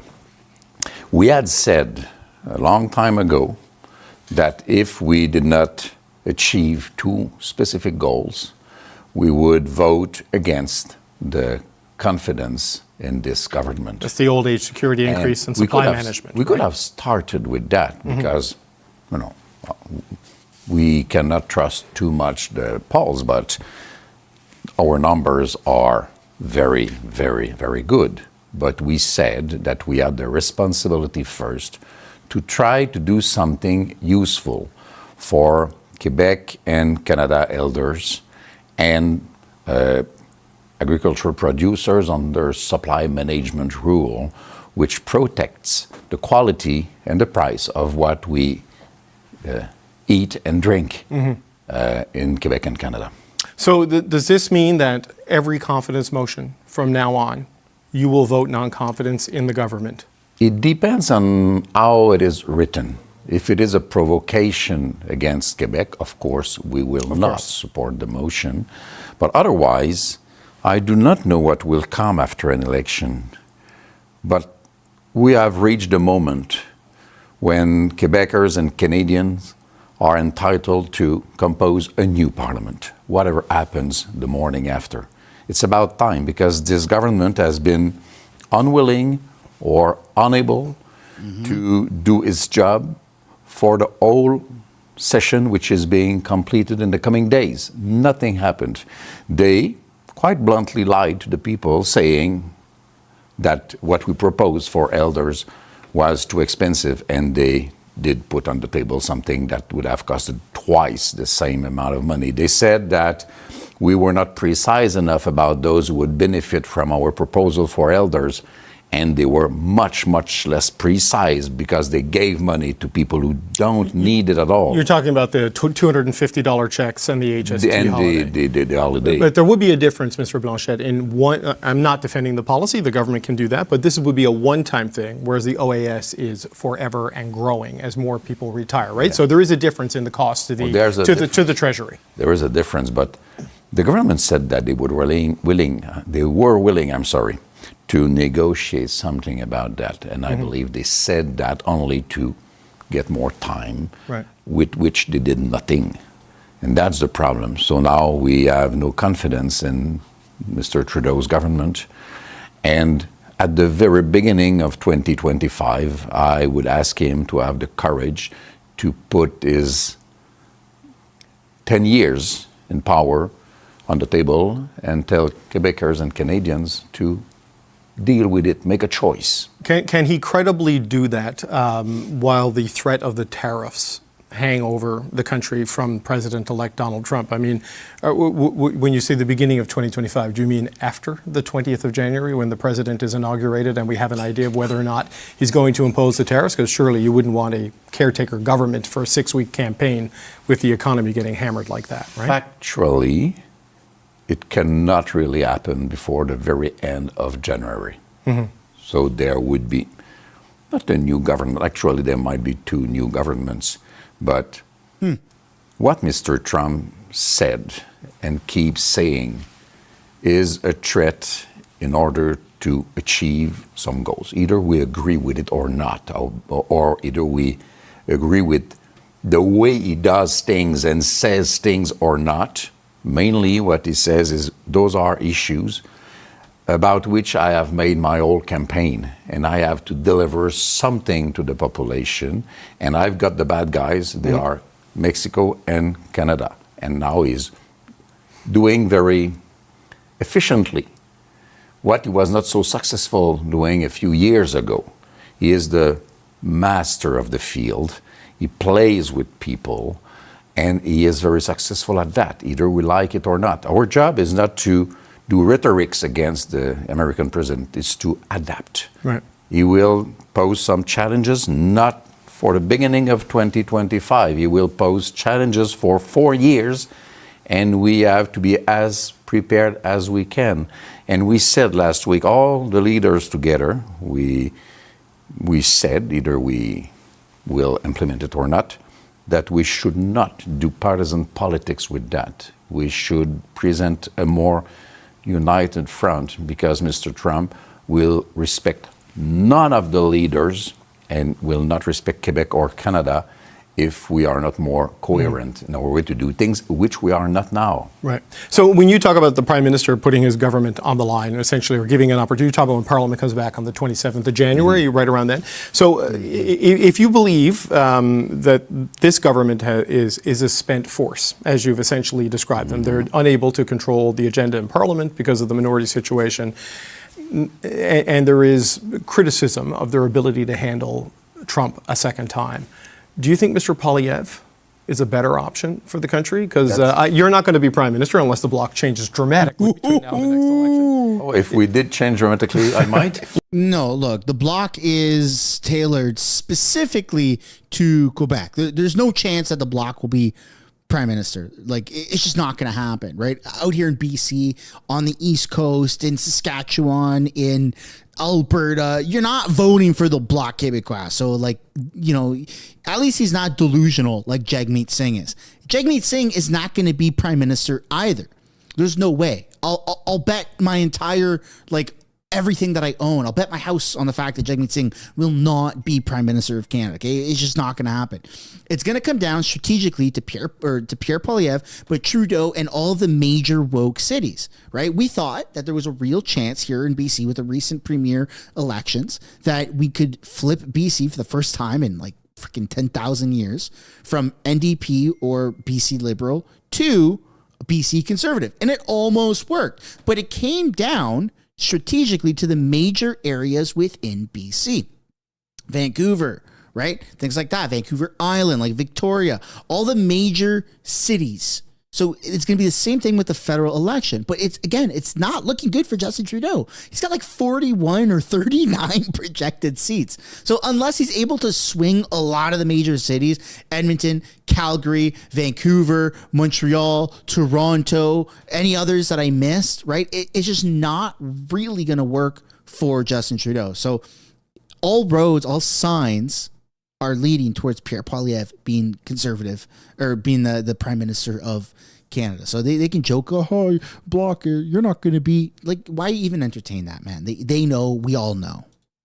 I would not want that. However, what I just said is that we will have at some point to work in a coherent fashion to present a more united front because our interests might most of the time be the same.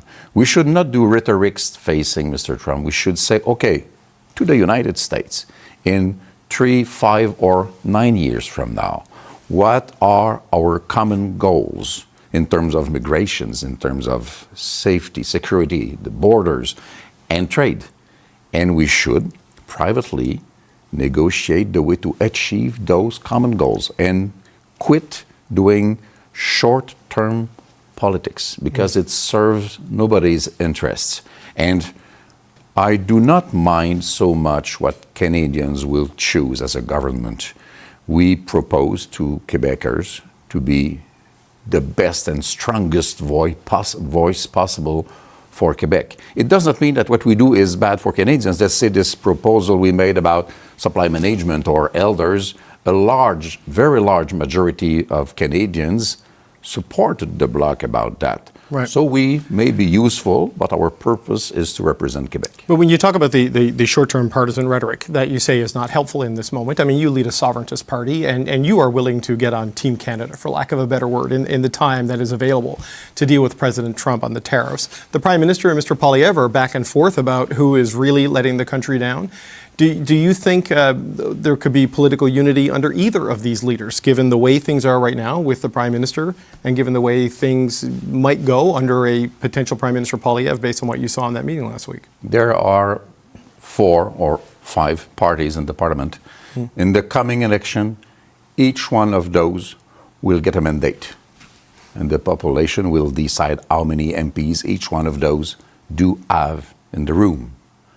And from that point, knowing that it will be the case and the definition of the Parliament for probably 4 years, then we will have to sit together. And what we did last week with all the leaders should be done on a much more regular basis because it does lower the rhetorics, makes people much softer. The question period that followed that meeting was the most quiet one and civilized one that we had seen in a long time. So after the next election, we should, either we like it or not, or either we like each other or not, have the sense of responsibility to define common ground facing challenges coming from United States.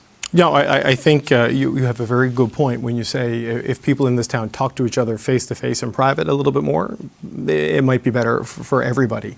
One of the things people are talking about today, though, Mr. Blanchet, is the size of the deficit, the state of the finances. We do not know what is coming in the fall economic statement, but there are all indications that things have worsened on the fiscal side. Unemployment is pushing near 7%. It's coming very, very late, and I know there are procedural issues, but if you got a good financial story to tell, you want to tell it earlier. You still want an increase in things like OAS. Can you push for that, knowing that things are getting worse in the financial situation for the federal government? And what do you make of what we expect will be a bad situation next week? If Mr. Trudeau would have had his way, what we expect to be around $46 billion deficit would have been $50 billion deficit. Mm-hmm. The money he would have distributed generously would have been given to people who don't need it. The people who spend the money the most rapidly and the most directly back into the economy are those who have less. Mm-hmm. So what we said, and we made a comparison with oil and gas industry, which receives between 10 and 13 billion of dollars a year from federal government. We said, if you can give so much money to people who really don't need it and cost a lot afterwards because of the effects of climate change, you could give money to 4 million of Canadians and Quebecers who really need it. So this is quite different. Spending money, paying taxes is something that I believe people do accept, but they want it to be done right, the proper way. Man, I couldn't have said that better myself. I don't inherently have a problem with paying taxes. It is what it is. It sucks, but it's how much taxes you're paying. And that's the game of life, right? In order to have a good credit score, you have to be able to pay your taxes. You have to be able to manage debt wisely. And then you could borrow more money from the bank, which then puts you in more debt. But as long as you're managing it, then it's good debt, not bad debt, and blah, blah, blah, blah, blah. And then our taxes go towards building, fixing our roads, building new infrastructure, and all this stuff. Social programs should probably be at the tail end of that list of things, right? I don't think that social program should be front loaded. And that's what Justin Trudeau's done to try to buy more votes. He's saying, okay, all you people that are hurting, all childcare, everything, we're going to just give you everything that you want. And it doesn't even work. That's the thing. He's put so much money into it, but it doesn't work. So that's mismanaging our taxes. I'm not talking about a couple $1 million or a few $100 million. We're talking about billions of dollars, right? And our taxes go towards healthcare. I once saw, I don't know where it is. I don't know what country it's in, but I once saw a phenomenal breakdown of somebody's taxes. It might have been on Reddit years ago. I don't even remember, but it was a bar graph. Okay. It was a horizontal bar graph, and it showed 20% of taxes went to healthcare. 6% of taxes went towards roads. 2% went towards education. 0.7% went towards this and that. And that was the breakdown of someone's taxes. And I'm like, man, that's freaking genius. I wish we had that. Imagine you pay your taxes, right? You get a tax bill, like, shit. It's that time of year. So you go to your accountants. You pay your taxes, you get your money back, all right? And it has a printout. You paid $5,000 in taxes, right? $20,000 in taxes, whatever the hell number you want to come up with. And then it breaks down out of $20,000 in taxes, right? You paid $7,235.27 went towards healthcare. Okay? Cool. I know where my money's going. Like, that's the transparency that we need. And I don't have this example. It was a photo that I saw on Reddit. I wish I did. I wish I kept it. I wish I printed it and framed it on my wall for whichever user online from whichever country in the world this is from. But that is a phenomenal way to have transparency within your government. And I don't think we have that. I don't think you can log into my CRA and you see any of that crap. But at least that's a step in the right direction. Because then you can say, hey, look, I may or may not have a say in exactly what percentage of my money goes where, but this big chunk here, this 5%, What does that mean? Miscellaneous, right? We need some more explanations. At least it would be a breakdown. That's all people want is transparency. That's all people want. At least that's a step in the right direction for what people want. For some relevant purposes. Right. One last question. The premiers are going to meet with the Prime Minister tomorrow to talk about Donald Trump, and apparently they're going to be briefed, at least in a high-level way, on what the plan is to deal with the border concerns raised by the President-elect, which are at the basis of the tariff threat. What do you hope to see? Quebec has had a lot of trouble with Roxham Road over the years. What do you want to see from the Prime Minister and his cabinet in terms of addressing these border concerns raised by the President-elect? I want to see details and resources. First, adding resources with RCMP guys on the border, or people at the customs, or improving the speed with which the different files are treated, those individual files are treated, sorry. Yep. This is something the Bloc has been asking for years.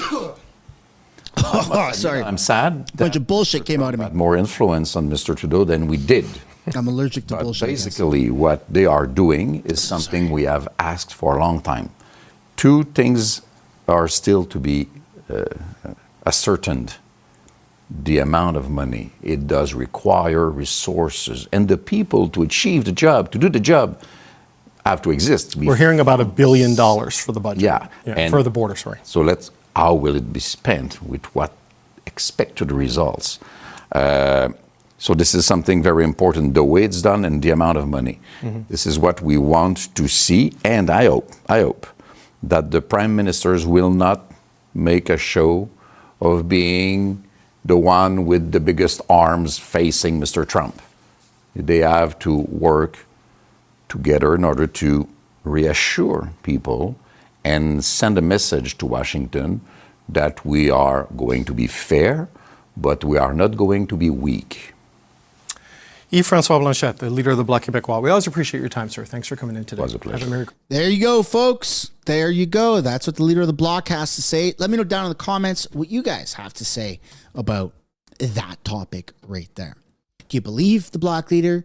Do you not believe him? Do you trust him? Do you not trust him? Let me know your reasoning down below. Now we're going to end the live stream, but I will read off the super chats that I have missed. Let's see here. Woody Doppelganger with a 5 saying, King Trudeau, the maple Marxist, shut up and step down already. Yeah, wouldn't that be nice, eh? Wouldn't that be nice? Woody Doppelganger again with a 5 saying, Jagmeet, then stop holding up Trudeau, you weak dolt, you weak dud. Yeah.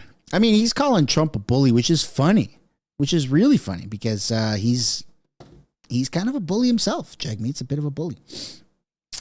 Charity King with 199. Thank you. I appreciate that. No message attached. Mr. Jeremy 044 with the 2. Why the hate for us French people in the chat? Hey, I get it, man. I get it. I'm French too. Français, c'est ma première langue. Learned English in like grade 5 or something like that. I get it. When it comes to seeing the news and getting reports, unless you're French and you fully understand French, which is only a portion of Canada, and French isn't really a business language that's recognized around the world, then we want it in one shot. So if you're like fully French and you don't speak English, then sure. But if you're English and that's just like the most recognized business language in the world, so people just want it in want the goodies in English, you know. Silent Guardian with the 5. Trudeau, the man with a million stories and no commitment. Celtic Lightning with the 2. Saying, Messi has homosexual love for Trudeau. Okay. That's interesting. Woody Doppelganger with the 5. Saying, okay, but is it okay to trample on Canadians for their free speech? You are all full of crap, JT. He really is, isn't he? It's surprising. It's surprising that he's still PM. It's so freaking annoying. Mike Jeremy, again with the 5, saying stop speaking for us Quebecers. Almost all the youth don't want to separate. It's something the older generation wants, not the young people. It's a dying ideology. Well, there you go. Well, there you go. There you have it, right? I mean, I guess that's, you haven't really heard much about that in a while. It is pretty much all old people that do say that. So that's a good point. Woody Doppelganger with 5 saying, wouldn't sound like a broken record if the libs were transparent like they promised. JT, you are the problem, not the world. Andrew LePence with 2, imagine raising the spawn of Satan. JT, I feel bad. Again, Andrew LePence, ban assault style governments. That's a good one. I'm going to start using that, actually. I like that, if I remember. Andrew LePence again, tell Ukraine to ban guns to protect them from Russia. It's funny that our guns are assault-style, battle-ready weapons are apparently being sent to Ukraine for the front lines, yet Ukraine's saying, we don't want your guns because they're not battle-ready, because they're not effective in war or combat, because they overheat, and they're not assault-style weapons. You have a bunch of people that never shot guns that are making rules and policies for guns and law-abiding gun owners. It's so backwards. It's so backwards. Randy Loire with 5. There is no such thing as assault-style weapon. It's a term newspapers came up with. So, I mean, you can Google what an assault-style weapon is. You can't purchase that in Canada. You can't get that legally, right? We're always talking about legally what you can get. You just can't get it. Woody Doppelganger with 5. Jagmeet and Justin Trudeau says jump so you can get your pension. You say how high you are a pompous dolt. Yeah, that was kind of funny. That was kind of funny when Jagmeet accused Trudeau of when Trump says jump, Trudeau says how high. It's kind of funny. It's funny to see Jagmeet take shots at Justin Trudeau, but then do nothing about it. Like, it's all just words. It's no actions. But hey, that's a drama teacher for you. Ladies and gentlemen, that's where we're going to end this stream. Thanks so much for tuning in. This was the final big day for question period. So I'm glad we all got to experience it together. Thank you, everybody, for the support, for the super chats, for the memberships. Thank you, everybody, for tuning in. Thanks for liking the stream. We got 2,200 likes on the stream. So if you haven't yet already, I'd really, really, really appreciate it. It's all I want for Christmas is for you guys to drop a like on the stream. And we're sitting at 125,500 subscribers. So we're going our way up. And I see somebody in the comments saying just subscribed again, 4th or 5th time. YouTube unsubscribed me. That's why I say that. It's not to be annoying. It's not to be annoying. That's something that YouTube does, right? Go to any other channel and eventually everyone says the same thing. YouTube is unsubscribing people without their consent or knowledge. It doesn't make any sense. It's just a thing that happens on YouTube. It's their system doing system-y things. Anyways, thanks for tuning in, everybody. I'll see you guys same time tomorrow. Peace and love. Enjoy the rest of your day. Bye for now.